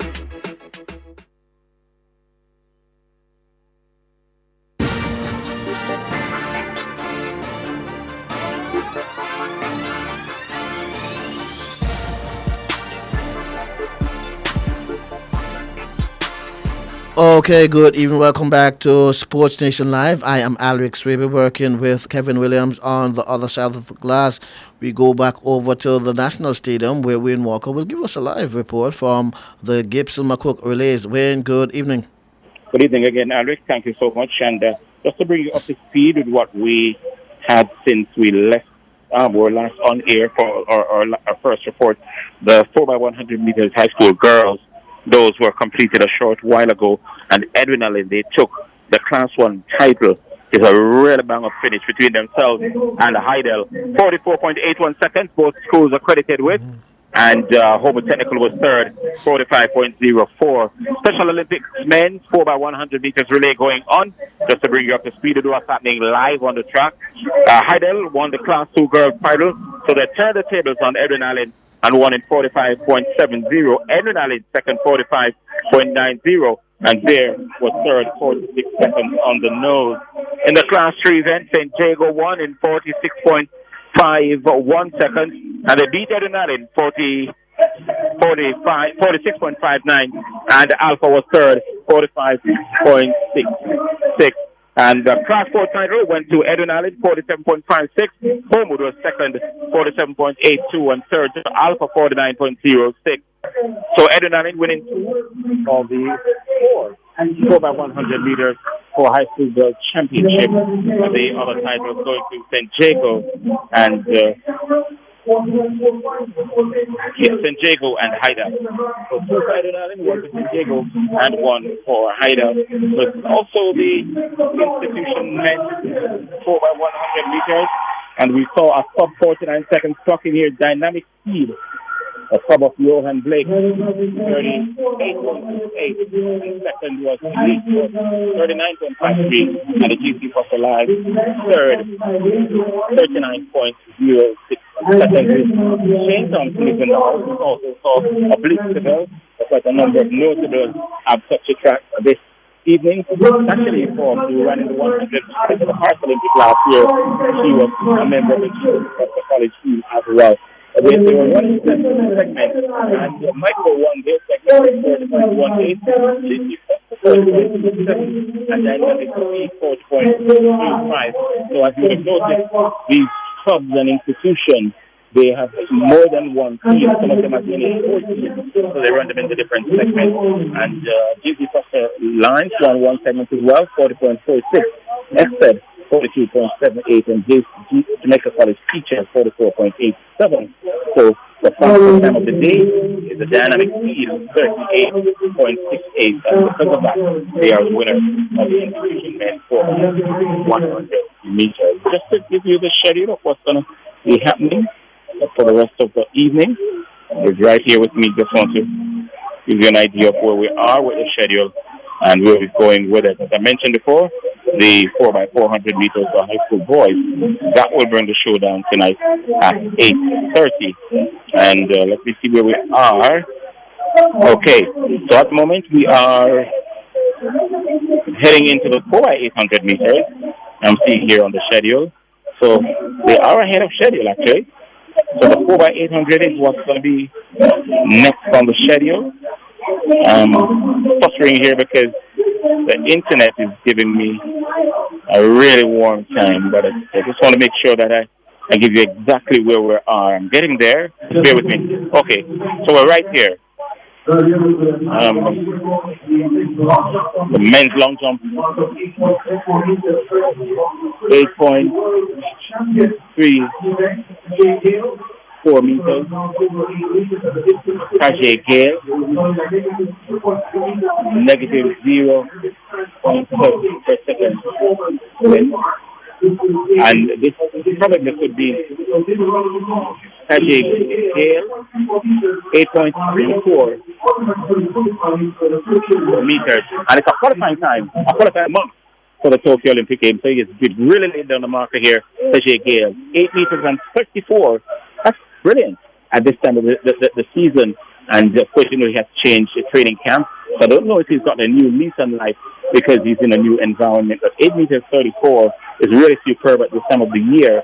And that's given him a qualifying mark for the Tokyo Olympic Games. And it's always good to get the mark out of the way before the national championship comes around. It's about finishing in the top 3. And he's in a very, very good position to go to Tokyo at the World Championship later this year. Because Nationwide 90FM will have live coverage of the Tokyo Olympic Games.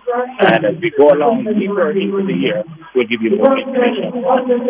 It's now 6:30, and we're at the ice bar 4x800 meters final, and I'm going to give you the starting line for this one. The program is running ahead of schedule, and so let me tell you who are going to be in this one. It's a full field. We're starting from lane. Because they don't necessarily run in lane. They're going to be doing that here, but let me just give you the lineup with the teams who are contesting this one. Belfield, there's Calabar High, there's Clarendon College, there's Edwin Allen, there's Homewood Technical, there's Jamaica College, Kingston College, Morant Bay High School, Port Antonio, there's William Behind, Alphonsus Davis, Monroe, St. Jago, St. Elizabeth Tech, and Stacia Bowling. So those were the schools who entered the tournament. The league, but quite a number of them have not shown. Alphonsus Davis, Monroe, St. Jago, St. Elizabeth, and Stacia Bowling have not showed for the event. So it's 12 fields, Calabar, Edwin Allen, Homewood Tech, Jamaica College, Kingston College, Morant Bay, Port Antonio, and William New. Those are the ones who will contest the 4x800 meters. That's what you want to stick around. If you want to stick around, I'm happy to do so. What I'm wondering, Wayne, is are you seeing more fans come up, more patrons coming out? What is it looking like in the stands now from when you first touched base with us? Much better. Much better. It's really looking good tonight for the Gibson Relays. And it's always a good look. The Gibson Relays attendance oftentimes give you an indication of what the rest of the season might look like in terms of the spectator turnout. And as I said, in a World Championship or Olympic year, it is always something that piques the interest of track and field fans.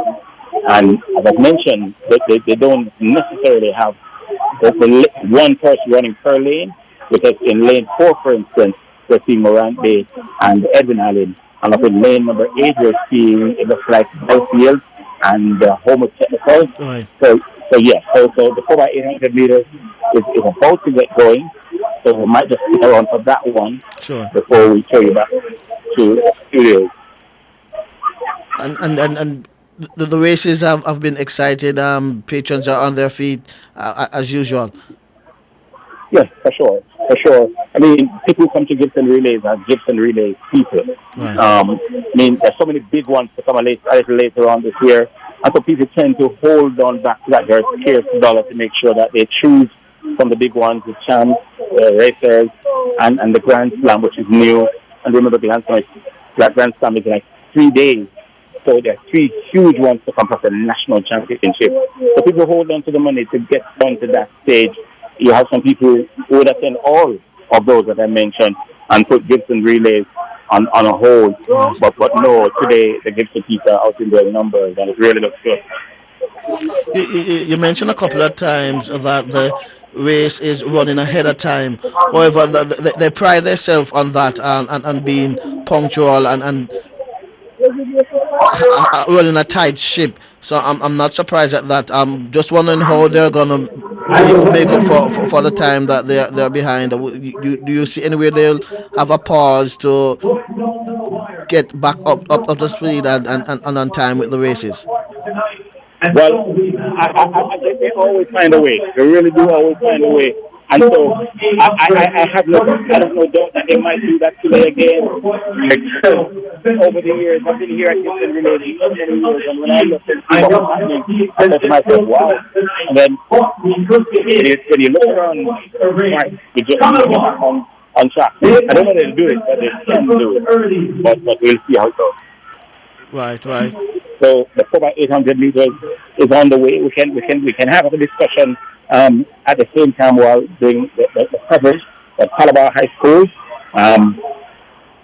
They were at the front, but they pulled back. So Belfield and Clarendon College. So Clarendon College in front, Belfield, then Morant Bay, Kingston College and Calabar is over there. So they come to up in the first 400 meters in just about 59 seconds.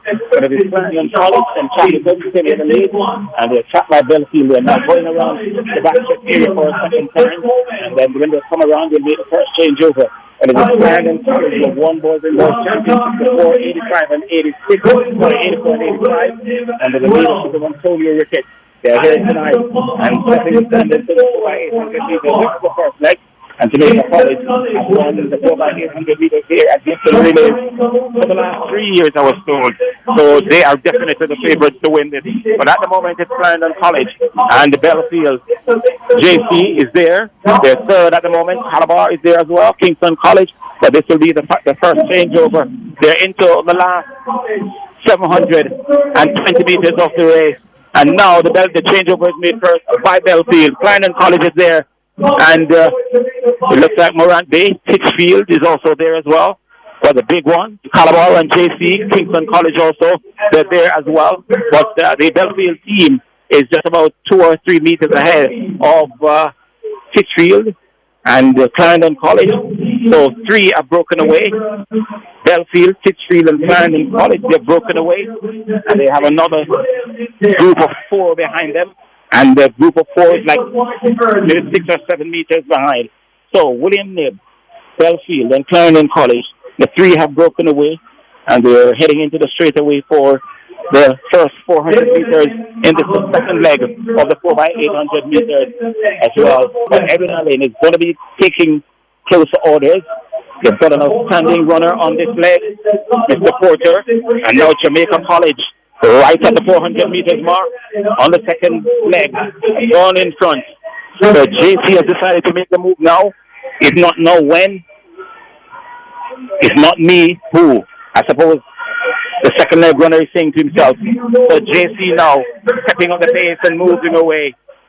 Edwin Allen is also there. William Knibb has fallen back.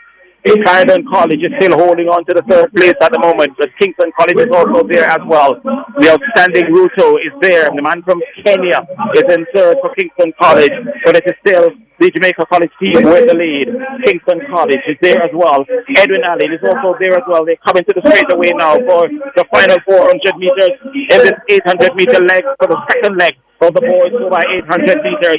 But JC and Edwin Allen battling to make the changeover first on this the second leg. The third changeover will be made, and Edwin Allen does go first. Jamaica College not too far away, but Edwin Allen knows the importance of opening up a massive lead in this one because Jamaica College has been so awesome all season long. And Edwin Allen, they've opened up a 10-meter lead heading into the backstretch for this, the first 400 meters on this leg of the third leg of the 4x800 meters for high school boys. Gibson relays 48 alive and well.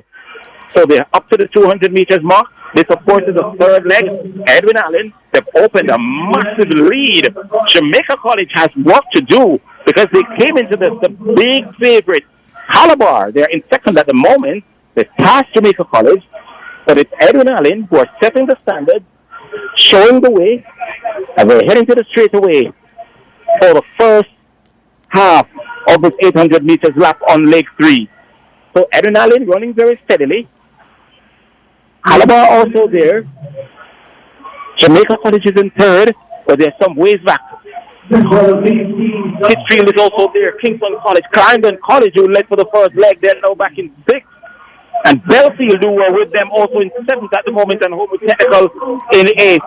But we look again over on the 400 meters on the backstretch. It is Edwin Allen now leading. Calabar is getting closer. Edwin Allen with the lead still. Calabar taking further. Closer notice. JC still there as well, but they're about 8 or 9 meters behind Calabar. Calabar just about 4 meters behind Edwin Allen. This is the final changeover they're coming to make, and for the final 800 meters in this throwing event. But Edwin Allen, they've run a really good and nicely measured leg on this one. Now Jamaica College is making its move. It's crossing Calabar. They're in about 70 meters away from making the final changeover. But Jamaica College, the big favorites coming in. They're now making their move, but Calabar is not letting go of second place. They're holding on. Edwin Allen calling for the line. Now they make the final changeover. All 3 together, really. Because Calabar, JC, and Edwin Allen will dispute this one. Kingston College might have a say as well, but they're well back in fourth. But at the moment, it is Calabar and Kingston College with Jamaica College biding their time and looking to strike what they supposedly will be the right time. But shoulder to shoulder, it is Kingston College and Calabar right behind them, just about a meter or so behind is Jamaica College. Kingston College somewhere back in about fourth position. But that's the way they go at the top there. The final leg. But this is the first 400 meters of the 800 meters they're scheduled to run, with Calabar in the lead, just slightly. They're just ahead of Edwin Allen and the JC. These 3 are well ahead of Kingston College. But Kingston College getting closer to the pack. You can throw a blanket over the top 3. That's how close they are. JC has now moved into second. They're right behind Calabar. You can, if the Calabar runner could feel the JC runner almost on his earlobes. So they go around now for the final 400 meters. This is setting up to be one massive, one titanic finish.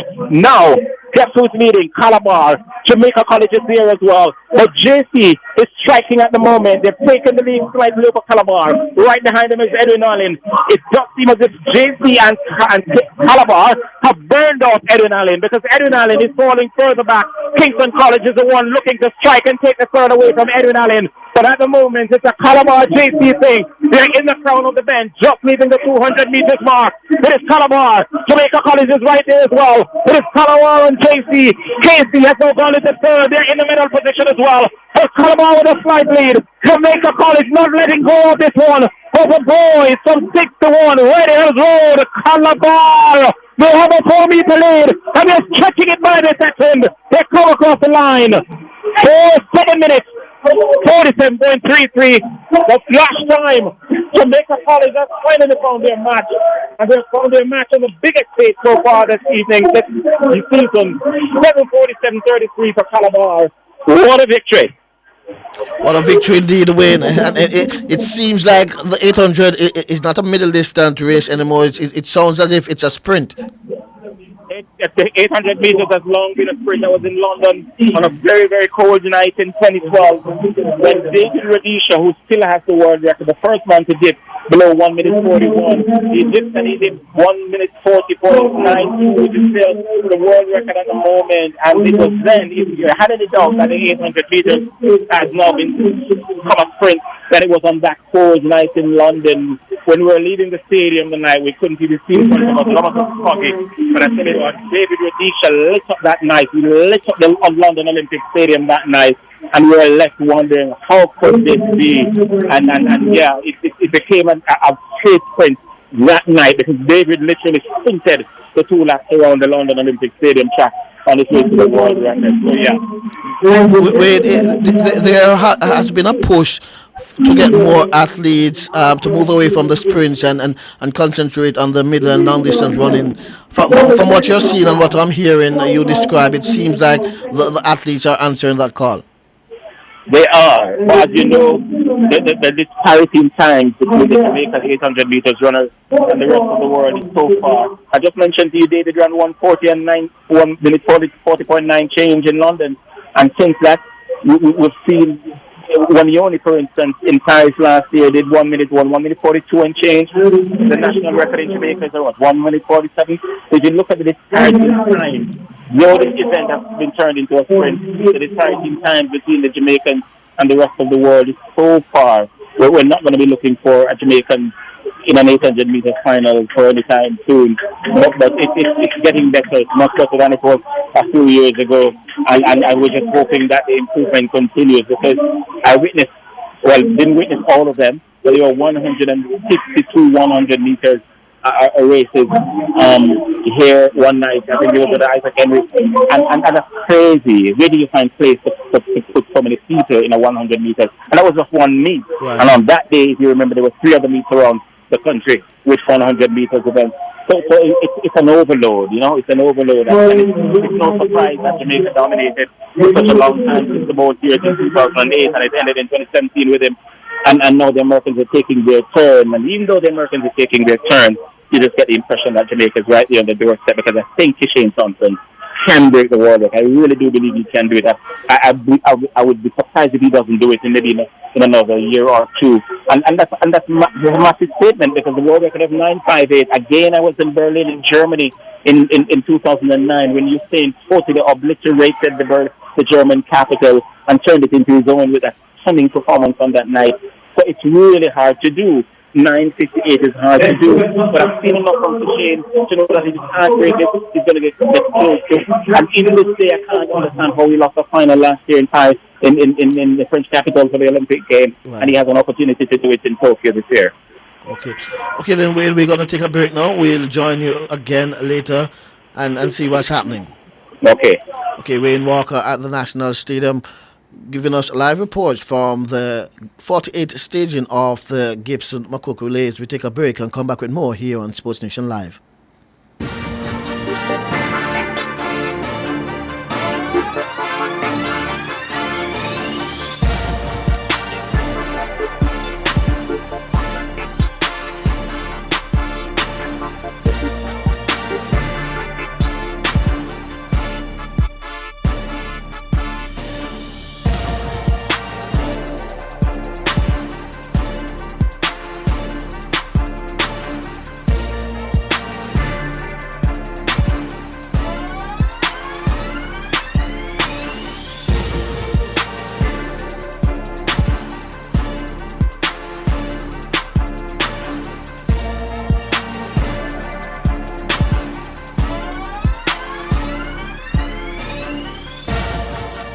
For over 30 years, Chris and Charles has been financing your goals, dreams, creating your great moments. Celebrate the occasion with us. Borrow $1 million, pay less than $25,000 monthly, and get 30% off your processing fees.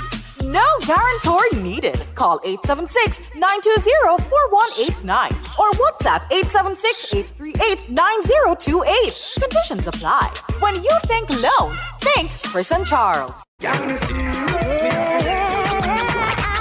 Dancehall Week, nah, and can't miss me. February 23 to March 2, one full week of dancehall activities. New style.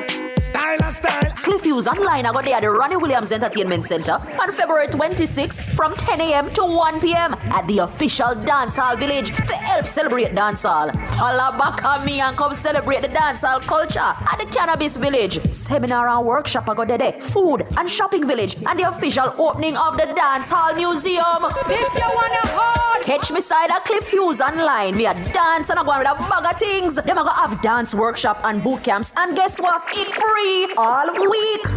Go down and don't forget the dancehall fashion frenzy on Friday and the dancehall street parade, plus the big bad corrosive after party on Sunday. Me, Affidede. It can't miss me, and if you miss it, that rough. But don't worry, Cliff Hughes Online I got there for make you know the pre. You see, February 26, 10 a.m. to 1 p.m. only on Nationwide 90 FM. Oh, we are the revolution in media. Dancehall, I mean everything. Trust, integrity, compliance. These are the pillars of a strong business. And at Dodge & Global, our audit services ensure your financial statements are accurate and reliable. Stay compliant and gain investors' confidence with our expert auditors. Call us today at 876-929-3670 or 876-926-5210. Email us at info@dodgen.global. Visit us at dodgen.global. Dodge & Global, smarter and more effective decisions.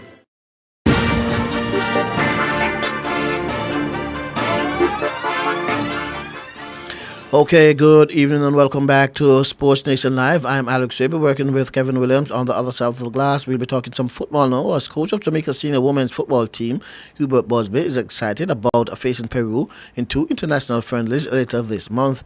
Both matches will take place in the capital city Lima on February 23 and the 26th. Busby spoke with the media following the announcement of the squad. Just want to take this opportunity before we get into the squad announcements to, acknowledge the efforts of our U17 boys over the weekend. Unfortunately, not the result that we would have wanted for them, but hopefully there are some learnings to take from that and they can kind of move forward, them as well as the coaches, as we look forward to the next cycle in a year's time.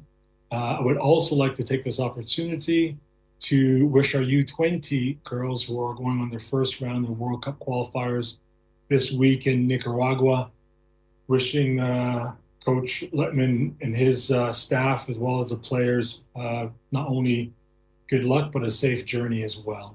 All right, so obviously just want to acknowledge those 2 teams before we get into it. As I said, we wanted to have opportunity to speak about these upcoming friendlies. We're really pleased to have secured these 2 matches against another quality opposition in Peru. It gives us an opportunity to play a team very similar to some of the teams that we may encounter in CONCACAF during the World Cup qualifiers. Another opportunity for us to continue to cement our playing model and principles, and for us to continue to build on the positive results we had from the last camp. So we're looking forward to doing that, and looking forward to integrating some players back into the group who've been away, especially with them being away with schools and different commitments. So excited to have those players to see how they make the step up again. And then really, for us, it's just been about a continuum of, from a staff of us evaluating these players the last, close to 2 months now since we've had the group in Montego Bay. evaluating our pool of over 60 players and seeing where they are, monitoring them, making sure they're in, they know as well that we're monitoring their progress to the best of their abilities and supporting them where we can. Just looking forward to these games coming up. As far as the bigger picture, I think what's been good is there continues to be some vertical alignment between myself and the senior men's staff in terms of things that we're looking to do, things we're looking to implement from programming standpoint. It's also been really positive to be able to assist where I can and have discussions in terms of that sort of vertical alignment with our U17s and U20 coaches as well, because it's obviously we're building a program which is vitally important, especially on the women's side where players, at 17 and 16, as we found out, can kind of matriculate to the system relatively early. So making sure that we're monitoring those players and providing support there as needed is very important. We just continue to progress with these matches at the back of our mind that these windows are shortening. From now until we get to the World Cup, qualifiers in the fall. So we're making sure that each and every window is being utilized, so obviously we're grateful for that as we continue to have that in mind come the fall. So Simon, when you're ready, we can feel free. We can release the squad. So just wanted to go through. So for the keepers for this squad, we've got Becky Spencer coming in. Aaliyah Morgan we've brought in, and Leah Brooks. Sydney Smiter was supposed to come in.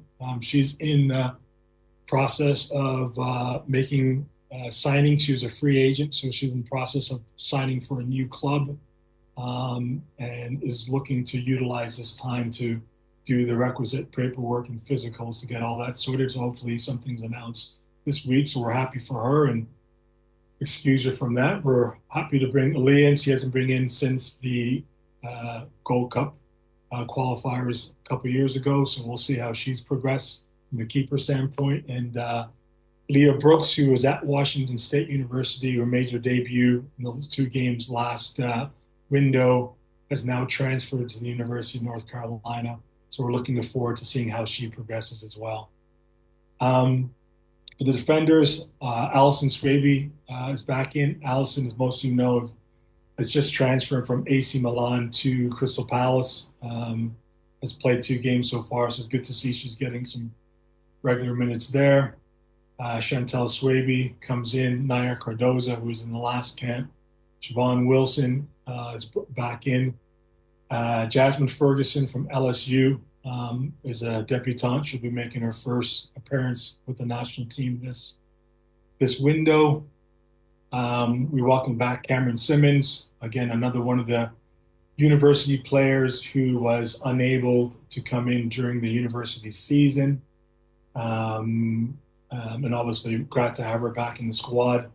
Naima Engleton is from the University of West Virginia. She will be another debutante coming in to the national team for the first time as well. For midfielders, we bring back Atlanta, and Jerry Butts comes in again. We have not seen her since the 2023 Gold Cup qualifiers. Amelia Van Zetten, also known as Mimi, great to have her back in the squad, from Florida State University, as you guys know. Drew Spence, Jade Bailey, and Sade Ademolukum comes back in as well. And to round out the team, we've got Tiffany Cameron, Kayla McKenna, Chanel Buckley, Jordy Brown, Rihanna Blades, who comes back in from her time with us in France, and Riksha Walker, who was also part of the 2023 Gold Cup campaign. So we'll get a chance to look at some of these younger players again. I'm really excited to have them in the group, and obviously look and see how they progress and see how they can continue to progress in the program. All right. So this time now open up to any questions you may have. With the announcement of the recommencement of the Jamaica Women's Premier League, how closely will you be evaluating the talent in that league? And what, if any, plans do you have for the local-based talent, rather, in terms of their development? Well, I think it's twofold. I think in terms of monitoring the players coming through, absolutely. I think that's where the players locally will get a chance to show their wares for sure. So we look forward to see how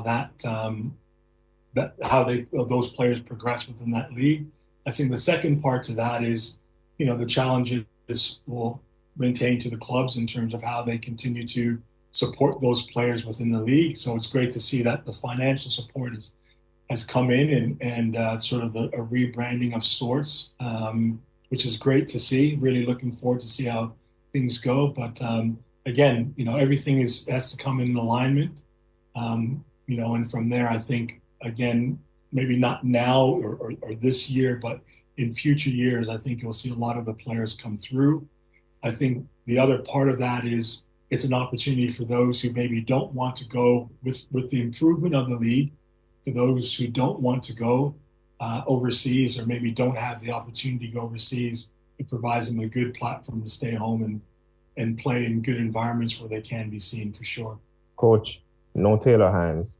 She made her debut against France last year. What went into that decision, despite her being one of our biggest recruitments in recent times?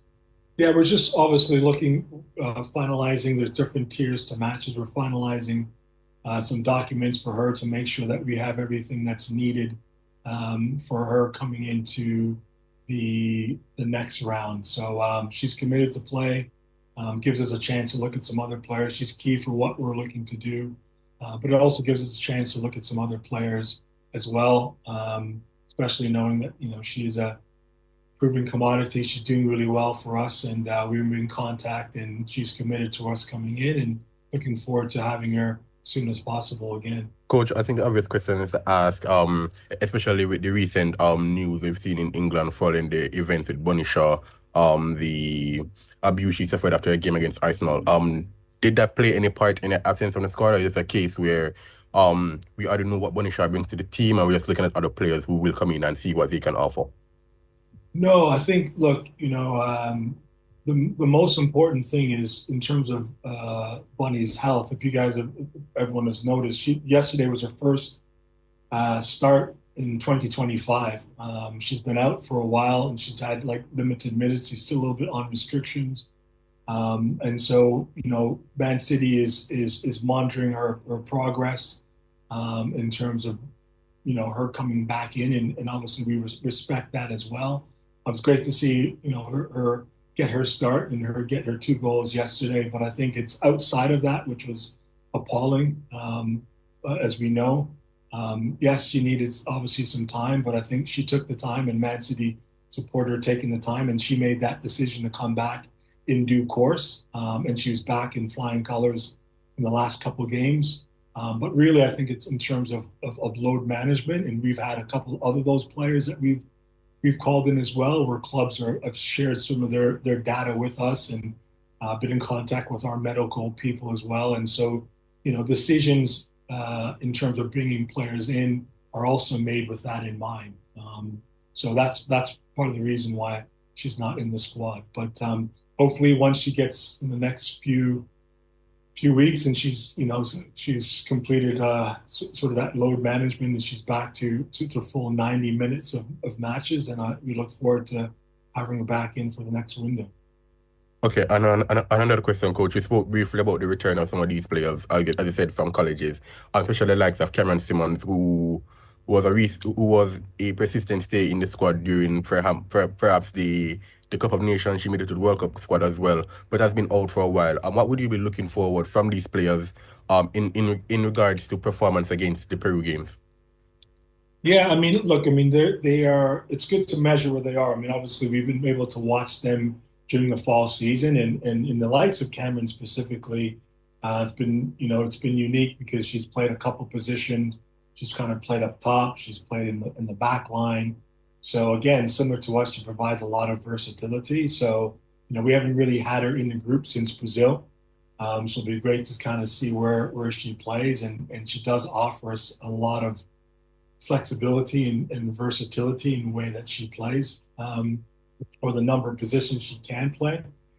So we have a couple in mind. We'll see how she gets on. But yeah, looking forward to having her in. The same thing with Mimi, Amelia. She's another player who's extremely versatile, whether she's playing in midfield or playing in the back line. She gives us another opportunity to see how she's come along as well. And the likes of Buckley, she had a great year at Daytona College, where she's the leading scorer, making a step up again into the national team pool, pushing herself, challenging herself to be thereabouts.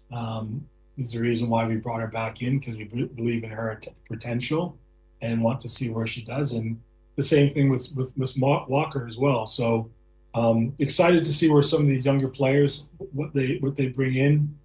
Like you said, in the likes of Cameron and Mimi, they're still, veteran players that know, or been around the group, so they know what to be expected. Unfortunately, Soleil was unable to come in from Florida State. But again, more so, load management, a little bit more precaution. But yeah, we're excited about our pool of players and the young players that are asking questions and are pushing through for sure.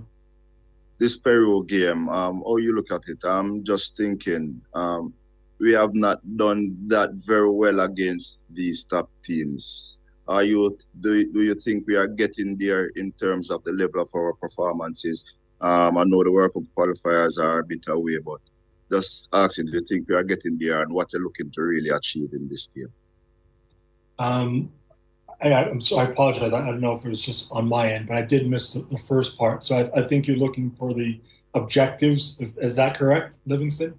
Okay. Yeah, the goal is to continue with our implementing our, the evaluation process continues for sure, but it's really about, implementing our playing model in terms of what we're looking to do. Our philosophy, all the playing principles that we want to embed in this team, and bring in some new players for them to be able to do it. Listen, winning matches are always important. That's a prerequisite. That goes with the territory. But outside of that, what's really important is for us to be able to, improve our performances and implement the things that we've set out for each and every camp. So that's sort of the objective for us, is to keep building on our playing principles, that when we get to the World Cup, World Cup qualifiers, everyone's on the same page in terms of their roles and responsibilities within a particular system. But do you think we are getting there, Coach, based on the performances over the last few practice games we have had? Yeah, I mean, we've definitely improved upon those principles. Are we there where we want to be yet? Absolutely not. We're still far from the standard that we want, but we are making progress, and I think that's the most important thing from that. As alluded to, it's the most important thing is for those principles to come in. Progress is being made. Sometimes they show up in results. Sometimes they show up in the way that players take on the information, adapt, and the things that we see in the training sessions, and the things that then come through in the matches. So those things are progressing well. Like I said, as a coaching standpoint, so probably never as fast as we would want, but pleased with how the players are taking on that information as well. Earlier you spoke about game module and trying to do different things. Now we have oftentimes against I think better opposition struggled in terms of scoring when Khadija is not a part of the team. Cameron Simon is listed as a defender in this squad because she has been playing in a back three in Florida. My question is, seeing that she plays for the national team and she normally or generally plays as a central striker on the flank, is the plan to play her actually in defense, which is changing the formation in these practice games, or she will be played in the position she normally played in the national team, which is as a striker, seeing that Khadija is not available for these two friendlies? Yeah, I think that for the first part, obviously, the different oppositions poses different challenges and allows for us to have to find different solutions. And so I think all things being equal in the first couple of games, both in Brazil and France, pose a different situation. As I've always alluded to, every team is better. And you can see that even with Man City, with Bunny Shaw in their lineup. That goes without saying. But we also have to be able to adapt, and players who play in that have done a good job in terms of coming in and doing what we've been asked. It's not just about the striker scoring. We've got to be able to get goals from midfield, create opportunities. I think that's where I'm more looking to improve on, not just the goals, but creating better opportunities in the finishing part of the field, right? So, that requires everyone doing their roles to put us in better position to create opportunities to maximize those goals. So that's one. Going as far as Cameron's concerned, as I alluded to before, I think Cameron's flexibility to play various positions for us is a key. So whether she's playing in the back line or she's playing in a wide forward position, we're going to look at her and see where she fits in within our squad, because look, what she's asked to do in Florida State might be slightly different what she's asked to do here, but good football players, which she's won, are able to adapt. So to say that she's going to play in the forward line or the back line, I really can't say that yet. We're going to get down a couple of days of training. We have in mind probably playing her in sort of a wing back or hybrid role, asking her to do some different things where energy, versatility, and stamina allow her to kind of go up and down that flank and give us some different opportunities. But I can't tell you exactly where she was going to play come the 23rd, at least not yet. We had some struggles when we played against South Africa in Catherine Hall in terms of the wide defenders. I think if there was any issues in the game, it was the pace of the wide players for South Africa. They did pose some challenges, though we came out on top. Now, Peruvians are typical Central South American teams. They like to possess the ball and stuff. We generally don't play like high press and try to win the ball high upfield. Most times they play kind of a mid block. What is the plan going into those games, knowing that these South Americans are very capable of just playing the ball comfortably and possessing it? Yeah, well, I think going back to the South African match, the first game we did start off in a high press, and obviously was very successful. Second game we dropped off again, and again these are things where they're deliberate as well. We can't press for 90 minutes to begin with, and you definitely can't do it within a 2-day rest period. So the idea we had dropped off, which again doesn't really suit us that much, but we can play in a mid to low block. We've shown the DNA of this team is capable of doing that. But to your point, we were able to make some adjustments the second half. We pressed them. We adjusted our press. And that was kind of the springboard and that sort of aggression in terms of how we went out and clawed back that game for sure. When you play quality opposition at the international level, they're going to there's good players on the other side of the ball too. And if you give them time and space, especially in, we're talking about athletic and quick and technical players, they're going to beat you. I think what is important is how we adapt and the cover we provide those matchups sometimes, and the information we give those players heading into those games with regards to prerequisite matchups against individuals to help support them. But I think, again, we have to make adjustments. That's what the game presents, and we'll have to make those if it comes again, which we did in the last game that allowed us to, like I said, turn around the game from a deficit and win it. Peru is a different opposition. They will play. And more Central South American, you can't give them a lot of time, possession of the ball. We've seen that. They're good in 1v1 duels, but I also think we're good in 1v1 duels from a physical standpoint as well. So, we'll look to do some different things. We'll look to implement some different things heading into this match. But again, it's going to be, a challenging match, long travel, into, warm again. A lot of the players are coming from Europe again, or some coming from college under, 10 feet of snow in cold conditions, and they're thrown between 80 degree temperatures. So we're going to have to adjust to that real quick. And then hostile conditions, Spartan conditions.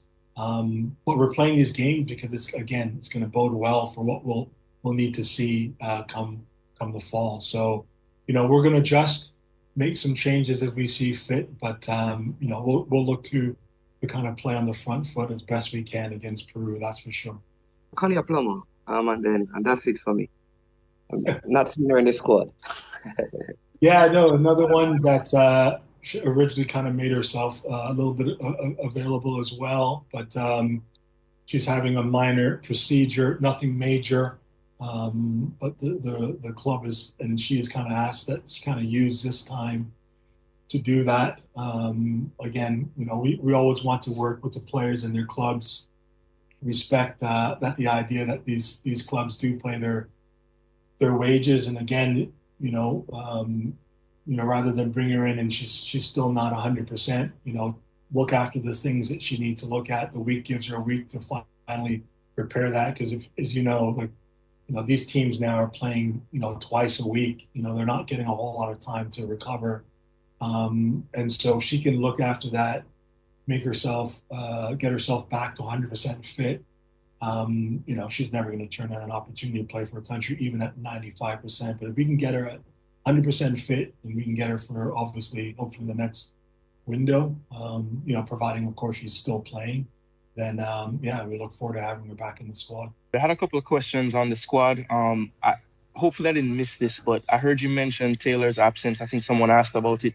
A player I've been tracking in the championship, I think she's probably arguably our most informed striker right now would be Shania Hales. Can you speak to her omission from this squad? Is there any issues with her physically or anything that we don't know about?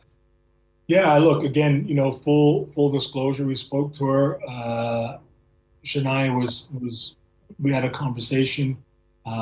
Newcastle, not to get too much, they basically have a rash of unfortunate injuries, including some January signings that went in. I believe some of them are, I'm not sure, long-term or season ending. So this left them kind of light up top. She was kind of playing the 11 role, and kind of more recently has been playing through the 9 just because they've been really short. So again, it's just more of load management for some of these players, and having them come back and turn around, and they're playing 90 minutes, sometimes twice a week. And again, just, it's unfortunate because you're right, she's been absolutely on fire and like to bring her in. But if she's struggling from a physical perspective, flying her all the way across the globe, and then flying her back, when I can have a chance to look at some other players as well. I'm always going to do what's the best interest of the player at this particular time, because in the day, if we lose these players long-term, for any long-term injury, which, God forbid, it just doesn't want to be in terms of the load management. And it's, I think we're all, and you guys are all sophisticated football people to know as well. And it's happening all throughout, men and women. There's a lot of games being played right now, and a lot of players that are breaking down to what could be described as overuse injuries. And so what we don't want to do is bring anyone across and possibly risk them for the rest of the season, and I've definitely risked us not having them long-term as well. Okay, thanks for the answer, Coach. And my last question centers around a player that has had a long history with the national team now. I think she's played in 2 World Cups, always been a mainstay in the team. But we have seen at club level, Denisha Blackwood has kind of been converted to more of an attacking player. But it seems when she comes back to play for us, for Jamaica, we don't tend to push her up the pitch. Do you have a set position that you see her moving forward with the national team? Is that something you can speak to a bit? Actually, if you remember in the first game against South Africa, she played as in the 11 role. She played further up the pitch. Siobhan Wilson played in left back. So that's where we have been playing her. We do some things a little bit different sometimes in terms of, not so much worried about where players start, but where they end up playing and the different things we do in and out of possession. Sure. So sometimes defending, she might be in the back line, or you might see her as she came in for Siobhan in the back line. But if you recall the first match, she started in the front three along with Khadija and Jody. So yeah, that's true. Yeah, so we pushed her higher up into that front line, and again, she's versatile. When she's playing with Pumas, they're playing in a 4-4-2. She played in the midfield in a wide area. She's great going forward. We've always known. She's tried to work hard, and it has improved from a defensive standpoint. But again, we've gone out and looked at players, not just in that role, but trying to get balance in our squad. Every team would be great. If we had 4 or 5 lefties in the team, it just changes the way that you play, changes the way that teams press you. When you have players who are left-sided playing on the left-sided part of the field, it just opens up the field a lot more. Okay, so that was Hubert Busby, coach of the national senior women's team, talking about plans for the 2 international friendlies against Peru. Later this month is the 23rd and the 26th of February. So we look forward to what the ladies will be doing come those 2 dates. We take a break and we come back with more here on Sports Nation Live.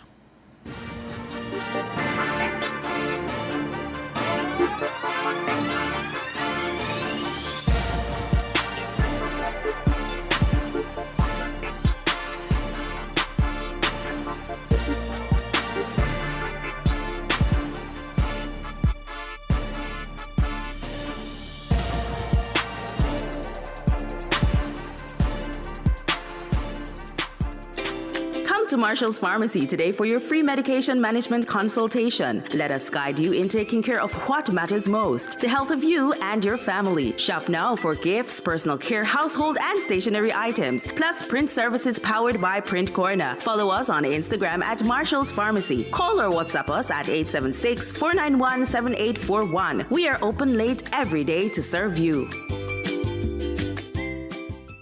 Attention, contractors and developers. Are you looking for reliable equipment and tools to get the job done? Look no further than L&R Equipment Tools and Haulage, your one-stop shop for all your project needs. They have cranes ranging from 60 to 30 ton, bucket trucks, man lift, scissor lift, and telescopic forklift. Call them at 876-546-8333 or visit 6C Penrith Road for more information. L&R Equipment Tools and Haulage. Rent it, lease it, buy it. Share in the experience at Fontana Pharmacy. We have a wide variety of items in store just for you. Fill your prescriptions while you shop. And senior citizens enjoy 10% off. Shop household, cosmetics, toys, and many other departments. We also offer curbside pickup and delivery. Visit our website at fontanapharmacy.com. Fontana Pharmacy, where it's all good inside.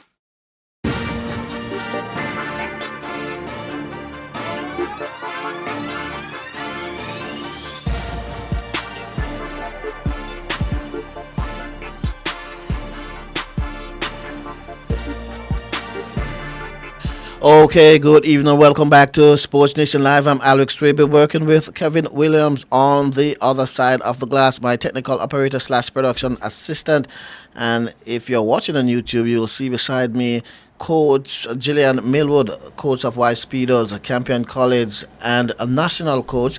And online we have Coach Chanel Hill and Coach Kafia Rapley, the coaches of Immaculate Conception and Wolmer's Girls and Boys. Ladies, rather. There's no male in this. Lady, good evening and welcome. Good evening. Okay, a pleasure having you all. No, Immaculate Conception scored 451 points to retain the girls' title at the ASAJ High School and Tertiary Swim Meet at the Stadium Pool on Saturday. They were followed by St. Andrew High with 261, with Campion College third with 256 points. Chanel Hill is the coach of Immaculate. Yes, I'm extremely proud, especially because I have 15 students outstanding due to 6 weeks. They didn't want to miss it, so they are not here, but because we have the depth, we are still able to coming off with the win. So we have our 11-12 team that is consists of Leah, Mia Reed, Layla, and Addison. They broke the 200-meter freestyle relay. It was 2:06, and they did it in 2:02. On the boys' side, Woolmer's won with 392 points, with Campion College second on 311.5 points, and Kingston College third with 212.5 points. Coach of Woolmer's, Cafe Rapley, had no doubt her team would have won. At this point, we are very confident that we will take the meet. We have had the morning session and we have fared out very well. And the evening session, we are expecting to do the same. Coach Cafe Rapley, like I mentioned earlier, we have both Cafe Rapley and Chanel Hill online, and in studio is Gillian Millwood. Let me start with you, Chanel. You're not normally on our show. I don't know why. You don't like my show. But let me start with you, Gillian. No. Chanel. I'm just joking. Immaculate seems to own the female title. Tell me what caused Immaculate to be so dominant over the years? Okay, so I'm also a PE teacher, and I normally ensure that all my girls can swim by the time they reach grade 9, and this helps with my older girls who normally migrate or they have no interest, so I normally make sure I have variety so I can pick and choose when they reach that age group. I think that is one of my major advantage. In the preamble that I played, you mentioned that 15 of your swimmers weren't able to compete on Saturday and Friday. Tell me, how did you? Well, you spoke about the depth in your squad, but tell me how much of a loss were those 15? Would you have won by a greater margin? I think, honestly, I lost about maybe 20 odd points because some of the girls that I entered, I just wanted to give them a swim for them to get the experience to keep my team intact. I lost 3 girls. Those are the older girls. They're getting ready for mock, and they didn't want to miss it. I know I had one girl, Brianna Lewis, who came after school.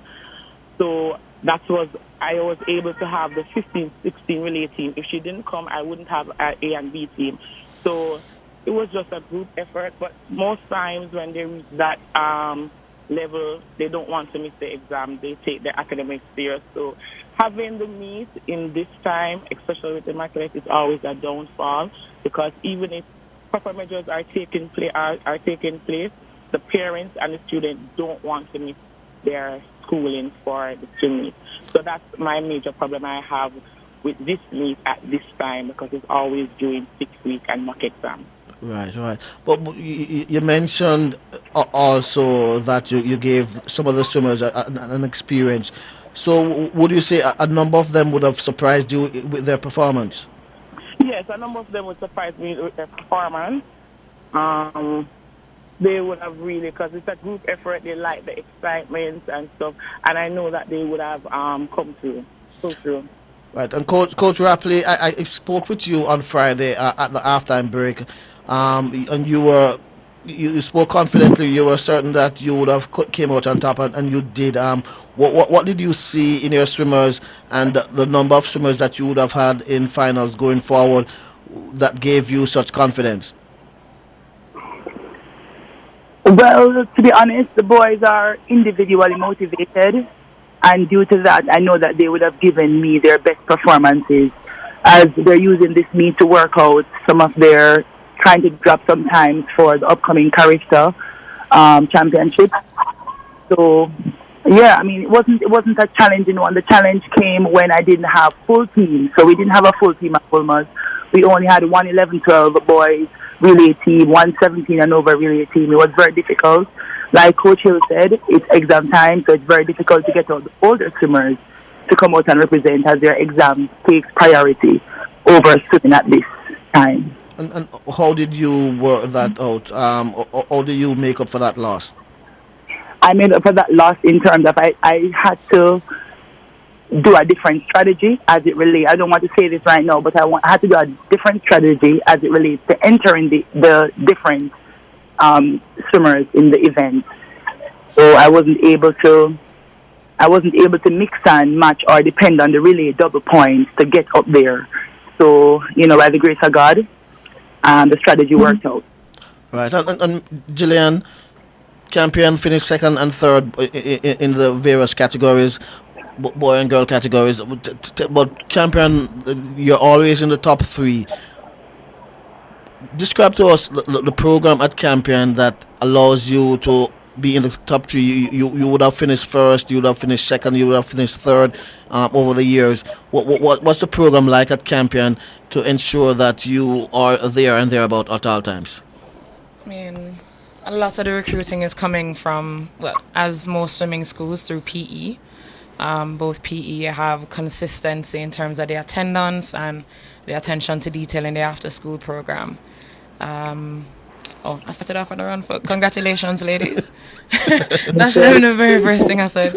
Well done on keeping up the standard. We look forward to a lot more of that at the pool. Thank you. Well, yeah, same with our program, PE, after-school swimming. Like we said after the last meet, a lot of our activities at Campion are resume builders. Because, of course, you'll hear people leaving in 4th form or 5th form to boarding school. You'll hear them leaving after 6th form to go to the top schools in the U.S. and even staying here to become doctors and contributing to Jamaica as a greater society. So, for example, our captain, Dirk Harrison, he is one of our senior prefects at the school, keeps contributing, whether in the pool, the greater student body community, and is headed toward, he has options, whether he goes to England, stays at UA Law, or he goes wherever he can in the U.S. In previous years, Matthew Wilmot, who is our previous head boy, is now at MIT, and his accolades through 50-meter breaststroke in swimming, robotics and debating is really what put him over the edge of that school. So because our particular students are looking towards that, just having swimming and competing for the school is a big deal. So we have the beautiful opportunity to provide that for the kids, and that's what we aim for. If it comes out in the top 3 because they love to win, because they love to swim well, then that's great, and I think that's what's been carrying the team thus far. There were persons out with the flu, persons out with having some deadlines, some university application deadlines, even some scouting interviews that were taking place on the same day. So we had a lot of that to juggle, but like I said, absolutely fantastic to keep representing at this level. We're looking forward to doing more of that for both our athletes and to represent the school overall. What I'm hearing from you and the other 2 coaches is that there seems to be a clash with exams and studies and all those other stuff, with the meet being staged at this time of the year. Is it a possibility for a rescheduling?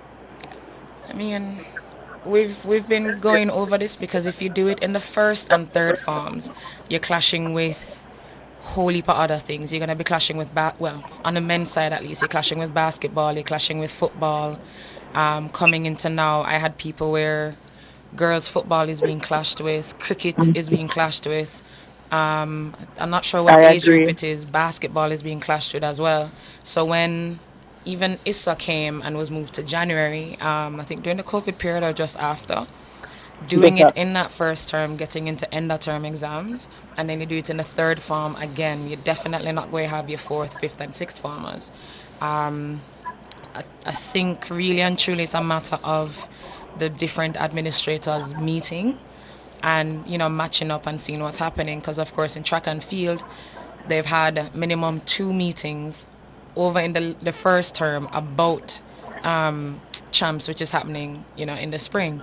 So I mean, so that kind of collaborative effort, that's what's gonna need to happen, because in terms of the schools, I remember you're talking about the top academic schools in the nation that are now being the top swimming schools in the nation. And so in my view, there's a correlation to that. I won't gloat too much on that over the other sports, but What I'll do. right, but, I agree. yeah, man. And the teachers will tell you the smartest people that they have are the swimmers. They have to do a lot.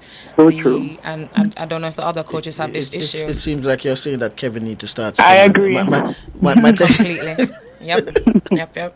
But like I say, it's a lot to do with the collaboration. A lot behind the scenes, of course, but I think if there is more collaboration with the admin and when they set up stuff, then it can be smoother. But I don't know if the ladies have a different opinion, but the second term is the freest it's gonna get for us. Okay, and Coach Cafe, you agree with that? I agree with her, and I think the girls' schools tend to, because as a coach of both Wilma's boys and the girls' schools tend to suffer more at this time. Well, the boys, we reschedule their exams. We try to make them confident to know that they will get their exam. They'll get fair opportunity, so they are able to come out and represent the school. Still, we don't have the full complement. But with the girls' school, they're just telling you point blank from weeks in advance, I'm not going to be able to make it. So, yes, I do agree with what Jillian says. I just think it affects the girls more than the boys. Wow. Coach Chanel, over the years at these meets, Immaculate are known to break records. Who were some of your record breakers? Okay, so we had the level 12 girls, consists of the twins, that is me and Layla Reed, Addison Thomas, and Leah Paige Phillips. They broke the boat relay, the 200 free medley, and the 200 free and the medley relay. Right. And tell me, Coach Kafia, when you look back at the meet, which are your swimmers would have surprised you? Like Coach Chanel mentioned, she would have put some of her swimmers in the pool just to give them some experience. I'm sure you would have had that scenario as well. But was there any particular swimmer that surprised you? You didn't expect them to do as well as they did? Well, yes. Well, to be honest, the 17 and over boys, they don't get as much pool time. I mean, they're fighting a lot of obstacles. So they surprised me in terms of coming out and showing up and looking like they've been putting in some work, when really and truly I see them once or twice per month, and we have to do the best we can do with that. So those were surprising, and I just love to see their heart, the fact that they came out and they gave it their all with everything that they have on their plate. Really kudos to them. Right, and Janelle, not Janelle, but Jillian, as you prepare your team, on the day, were you satisfied with the preparation? Was there anything that you wish you could have done better? I mean, anything that can be done better has to start in August. There's not really much that can be changed, rather than, more coordination with the teachers. My age group captains have been doing an amazing job. I really haven't had to give a lot of reminders, because they've taken this age group captain thing to a different level, which is what you're really hoping for. Because when I see swimmers who were swimming for me in 2016, 2022, and when they come up to me and that leadership, that confidence that they're walking around with, I really appreciate that, and that's what really I want them to leave with. So I mean, anything technical, that's for a August move. But right now, just keeping up the vibes. Like I said, last meet, I had 3 new swimmers, 3, fresh out of the program, learned to swim at Campion Pool right there. This meet, I added 2 swimmers to that. So I'm on that trek, keeping up, and then of course the stronger ones are inspired by that. I think the 50 back, we had a wonderful showing. Noah Parker and Roshan Rao did a 1-3 for us in the 12 and under boys. Vicky won her 50 back in the 13-14 girls. Annalisa did her best time in the 12 and under girls, same 50 back. Julian reclaimed his 50 back title. Dirk, who was unfortunately missing. He was all the way in Barbados representing the school again. So he's here with us. He won the 50 back as well. So we had a beautiful time. So those stronger swimmers who can be inspired by people who are doing things for the first time, that energy that's flowing right throughout the team, that's the best I can ask for. So we're just going to continue with that and then hit a reset for September. Right, and Chanel, tell me which of the age group would have pleased you the most? Which were you satisfied and comfortable with at the end of the meet? Okay, so I would have always have faith in my 11, 12 girls. Those are my stronger age group. But my 17 and over, I was just really surprised that everybody came out because they were complaining. They didn't want to miss their exams. I literally had to just comfort them, and they all showed up. And I am extremely proud of my 17 and over because without them, I would have lost major points, and I'm grateful for them. Right, and Coach Kafia, tell me how difficult it is to keep your swimmers motivated and focused. I mean, training, competing, there seems like they're competing about 800 different events, but a lot of other athletes from other sporting disciplines, they tend to be overwhelmed when they have to do so much work. But swimmers, it's almost like they swim every stroke in the pool, but they seems to be motivated or just. That's what it looked like from my vantage point. But tell me how difficult a challenge it is for you to keep your swimmers motivated and focused. Yeah, to be honest, it's not that difficult. Like I said earlier, these swimmers are swimmers with their own individual goals. So it's just for me to put that additional spice on it to say that, you can reach this goal, remind them of the work that they're putting up to that point, and just encourage them to go out and get it, and support them on the sideline by screaming and losing my voice and cheering for them. So it's not very difficult. Right now, all I need to do is keep their composure and focus, not get complacent because we have one more meet to go.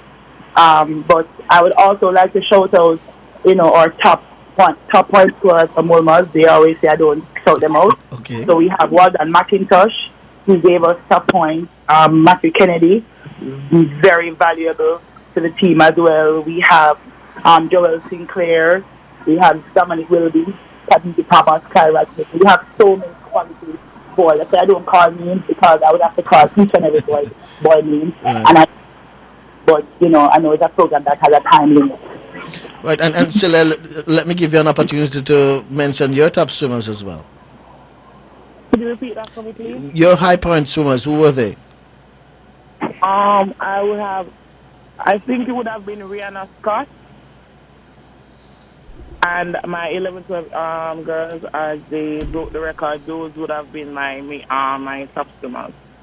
Right, and Jillian, who were your top swimmers? Ooh, Victoria Van der Leer, and that's 13, 14 girls. Annalisa Cook, 12 and under girls. Charlie Taylor, she hit one of her character targets in the 100-meter breaststroke, a minute 27. She barely missed it at the previous meets, and she hit it. She came, I think, third overall, which was awesome for 12 and under to do, because of course the open events, it's all age groups. So it can be intimidating, but she went out there and held her own, and it was beautiful to watch. We have Noah Parker from the 12 and under boys, Julian Willoughby. Kiara Gale came in clutch on a lot of the 13, 14 girls relay. She finished both of them, took over, came back for us, both of them to come second from third or fourth place. So I'm really grateful to her in terms of leading and demonstrating to the girls like that. Dirk Harrison, we really felt his absence previously, but he was in full force this time around. Asia Marie Adams, overall team captain and age group captain, did a very, very good job leading, even though we had persons out with the flu in her age group. And of course the exam bit and preparing and IAs and all of that. But absolutely grateful to all of the kids. I just highlighted a few leaders, and looking forward to more. Right, like I said, looking forward to more. The next high school meet will be the Mayberry meet This is a final question. I'm gonna go around the room, so to speak, and ask how important it is for you to close out this meet on a high. Kafli and Chanel, your teams would have won the first two. How important it is, if any at all, for you to make it 3 in a row? So let me start with you, Kafia. It's very important for us to get the 3. So last year we got 2, and we when we say we lost, we came second in 1. So we've been trying to get the clean up basically for the season. So that's why my main focus is to encourage them to not be celebrating too much until the very, very end. So it's very, very important to us. Chanel, I'm sure you're looking forward to making it 3 in a row. Yes, we're looking forward to make it 3 in a row. I'm hopefully that some changes are being made to the member meet. So I'm looking forward to see how that goes, but I'm willing to make it 3 out of 3. The girls are eager and ready, and I'm sure we'll come out with a victory. And Jillian, what's your expectations for this meet? I mean, it's gonna be based on the summons. It looks like it's gonna be persons who are club based that's being selected. The summons says it's top 16. So the whole business of exposing our athletes is probably not going to be happening at this meet. So it's more going to be those people who are, in the club system already, and having a 14th meet to add to their 2024 to 2025 calendar. I mean, everybody, I guess, wants to see the fastest of the fastest as opposed to seeing the wider pool that Jamaica Swimming can offer. So... yeah, let's just see how it turns out. Hopefully, it is the show that the organizers expect it to be. Granted, there are any changes that are made between now and then, which hoping for the best for the swimmers themselves. Right. Judging from what I hear of the format, I'm expecting some fast times, some excellent swimming. Something that patrons can be excited about, and who knows, maybe they're planning to make it TV friendly while they're making it so short, compact, and straight to the point. The top 16 in each stroke it is. Top 16. I don't know how they're going to select it. I think maybe everybody puts in entries and then they reject who is to be rejected. I'm not sure. They haven't been clear with that. Okay. But, I mean, the best of the best promises some exciting times and some exciting performances. So we'll wait and see. And the Mayberry meet is always exciting. I've been to a couple of them and I've been entertained. But ladies, again, thanks so much for stopping by. We wish you and your team all the best. And again, Coach Chanel and Coach Kafia, congratulations on coming out on top at the recent ISA meet. Or SAG meet, rather. Well, both. Okay, then. It has been our pleasure talking with you all. With that, we take a break and we come back with more here on Sports Nation Live.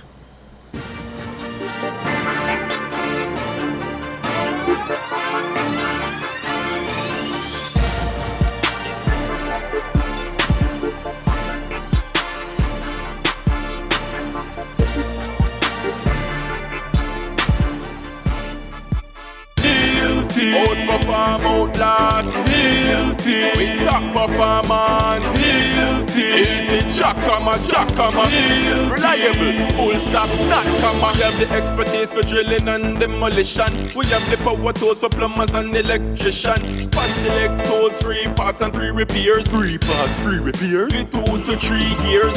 Hilton, available at Delta Supply, 106 Hagley Park Road. Call us at 876-302-6111-4. Delta Supply, we service what we sell. Hurt less with Pharma Joint Flex. Taking Pharma Joint Flex daily helps to repair, replenish, and revitalize worn, damaged cartilage that causes joint pain. Do you suffer from arthritis and chronic joint pain? Then Pharma Joint Flex is the remedy for you. Our all-natural formula contains glucosamine and chondroitin, ingredients for joint repair, so you can get relief. Ask your pharmacist or doctor for Pharma Joint Flex, distributed by Massey. Come to Marshall's Pharmacy today for your free medication management consultation. Let us guide you in taking care of what matters most, the health of you and your family. Shop now for gifts, personal care, household, and stationery items, plus print services powered by Print Corner. Follow us on Instagram at Marshall's Pharmacy. Call or WhatsApp us at 876-491-7841. We are open late every day to serve you.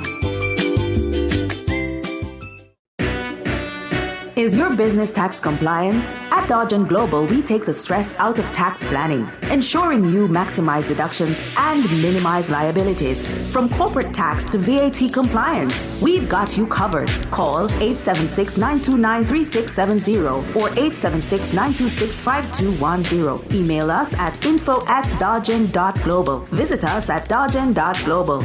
Dodge & Global, your tax experts. My Mega With so much to do in one location, make Megamart your one-stop shop.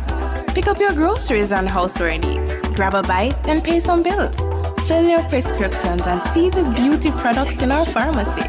All in one amazing location. My Megamart, the best value by far.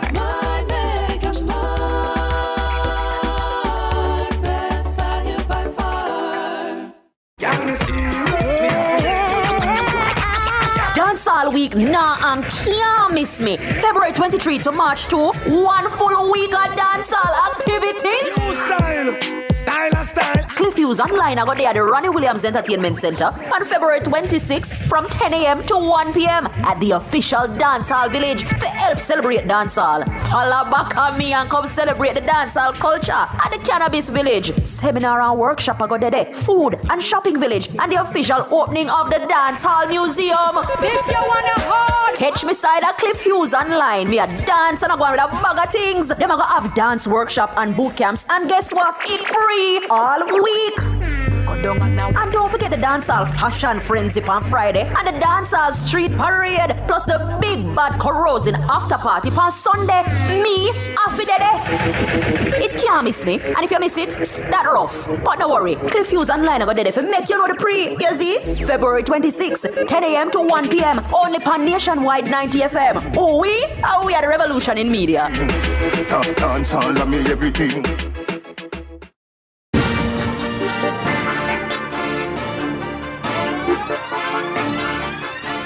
Okay, good evening. Welcome back to Sports Nation Live. I am Alex Weber, working with Kevin Williams on the other side of the glass. We're still in our splash segment. We still have Coach Gillian Millwood with us, coach of Y Speeders, Campion College, and national coach. And probably there's a prep and primary school that's a coach as well. I'm not sure, but she's everywhere. And from what I've been hearing, she's a good coach. Not as good as I am, but. We need to find you that prep school then. Well, we are still in our splash segment talking swimming. Let's jump into the awards ceremony coming up. Saturday coming. Yeah, it's sort of new to me. You would have mentioned it a couple of times on the show, but before that, I don't remember this awards show. But so tell us some more about it. So in previous years, so when I say previous now, when I was swimming upwards of 20 years ago, 1930 something. Yes, wise and ancient. Right, we used to, in clubs as well as on the national setting, there used to be an award ceremony where, at the end of the year, which is, when the age group is, so you'd change age groups come after December 31st, you'd either age up to another age group or advance within that age group. So they would, come up and recognize you. If it's national age group records that you've broken in the year, you'd get recognized for that. whatever your achievements, whether locally, internationally, those would be recognized. Coaches would be recognized, officials would be recognized. And what's been done here is a reintroduction or introduction to this era of swimming, but reintroduction to persons who are alum of Jamaican swimming. Dr. Thea Nicole Davis, Dr. I hope I got the two names correct, Hillary Nixon Brown, or Brown Nixon, please forgive me. And Carla Hollingsworth really put their foot to the ground and got this done. It's the first of hopefully many, on a annual basis to recognize persons. So for future reference, and when you come up and you're reminded, you can go on asaj.com.jm/news and you'll see the categories. So you have even the Humanitarian Award, you have the President's Award, you have, what is it now? We have some top awards in terms of, I'm trying to find it here. Oh God. Anyway, right? So Holy Pot Awards, you really, really have to look forward to. Is this award only for competitive swimming, or it includes water polo, So you'll have diving, every discipline? So all of the disciplines are in involved. aquatics. Yep, open water, artistic swimming, everybody's going to be recognized. We'll find out who the President's Award is going to be towards. Any lifetime recognition awards that will be happening, we'll find that out there. They, of course, what goes into deciding who gets the President's Award? We would understand lifetime achievement, but in terms of the President's Award, what goes into selecting such a winner for that category? Oh, well, yeah, I forgot to ask about that one because so we have honorary. See, I find the list here. Yes, right. So we have Long Service Award, Male and Female Athletes of the Year. So this is all about the highest level of representation and leadership. Male Race of the Year in terms of World Aquatics points. You would have heard about FINA points before when Tony talked to you, but because FINA is now World Aquatics, that's what it's recognized as. A similar setup in terms of, when you're watching football, everybody understands the score.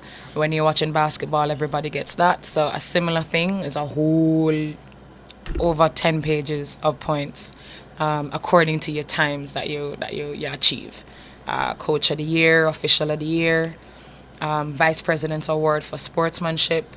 I think after the party takes place, I'll be able to answer those questions for you in terms of what goes in, because it sounds more of qualitative, in terms of the President and VP's awards, as opposed to, age group local champion, male and female, age group regional champion. Those are, of course, you get highest medal placements in regional swimming, highest points achieved at local swimming competitions, that type deal. Those are way more data driven versus, those recognition awards. You have Vice President Community Impact Award.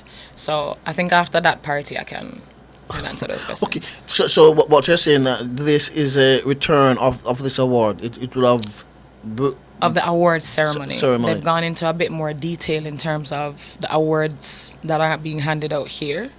So like, for example, I don't know if they still do it now, but Carifta used to give out these certificates of participation, and the manager would hold on to them after the meet. So when we come to this now, that's when they would hand them out, and each team member gets recognized. So even myself, I remember 2002 Carifta, when Jamaica won Carifta over everybody else, went to Barbados, mashed up the place. Portia Simpson Miller, before we went, she brought us into the VIP lounge at Mobile Airport. Everybody get a chups. Everybody is getting a chups. And when we come back, she meet us again. Everybody get a chips. So that individual recognition from persons who are leading the charge, spokespeople, all of it is a big deal. And so that was a great driver in bringing this back. And I want to thank the ladies for really driving and getting the patronage of Corporate Jamaica in this. I'm being advised that the ministry has also endorsed this heavily. Right. And so we're looking forward to it being a great night. And what has been the feedback from the swimmers and coaches for the return of this award ceremony? What are they saying or excited? Are they? So most coaches would have been in, whether as swimmers or as coaches themselves, or as parents even, for quite some time. I'm not sure if anybody has been in as swim and coach for less than 10 years at this point, so they will have some recollection of this happening before. Especially with the organizers being two former swimmers, Dr. Thea as well as Carla, being former age group swimmers. So they get it. Myself, Lemon Lowe, Linval Lowe, Wendy Lee, Chanel Hill, lots and lots of coaches. Sage, no, I don't think Sage would be too young to remember something like this, but she would remember it in club. I think a lot of clubs have been maintaining that in-club award setup, but on the association level, yeah, older coaches would remember it. And so our excitement toward it and hyping up the kids is really hyping up, giving them another target, that they will be recognized, not just in club or by mommy and daddy buying them a new iPhone, but, everybody will dress up, make up very nice. I still have to go figure out what I'm wearing.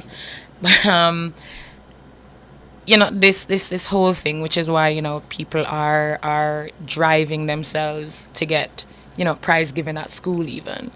Everyone wants to be recognized, because even sustaining yourself in a sport, and most of these kids are in the sport from 8 and under, very few just came in at 9, 10 or 11, 12. So most of these kids are in the sport for a very long time. So to see, one, from the jump you're getting recognized, or two, now there is an additional target that I can hit and be seen and recognized for it.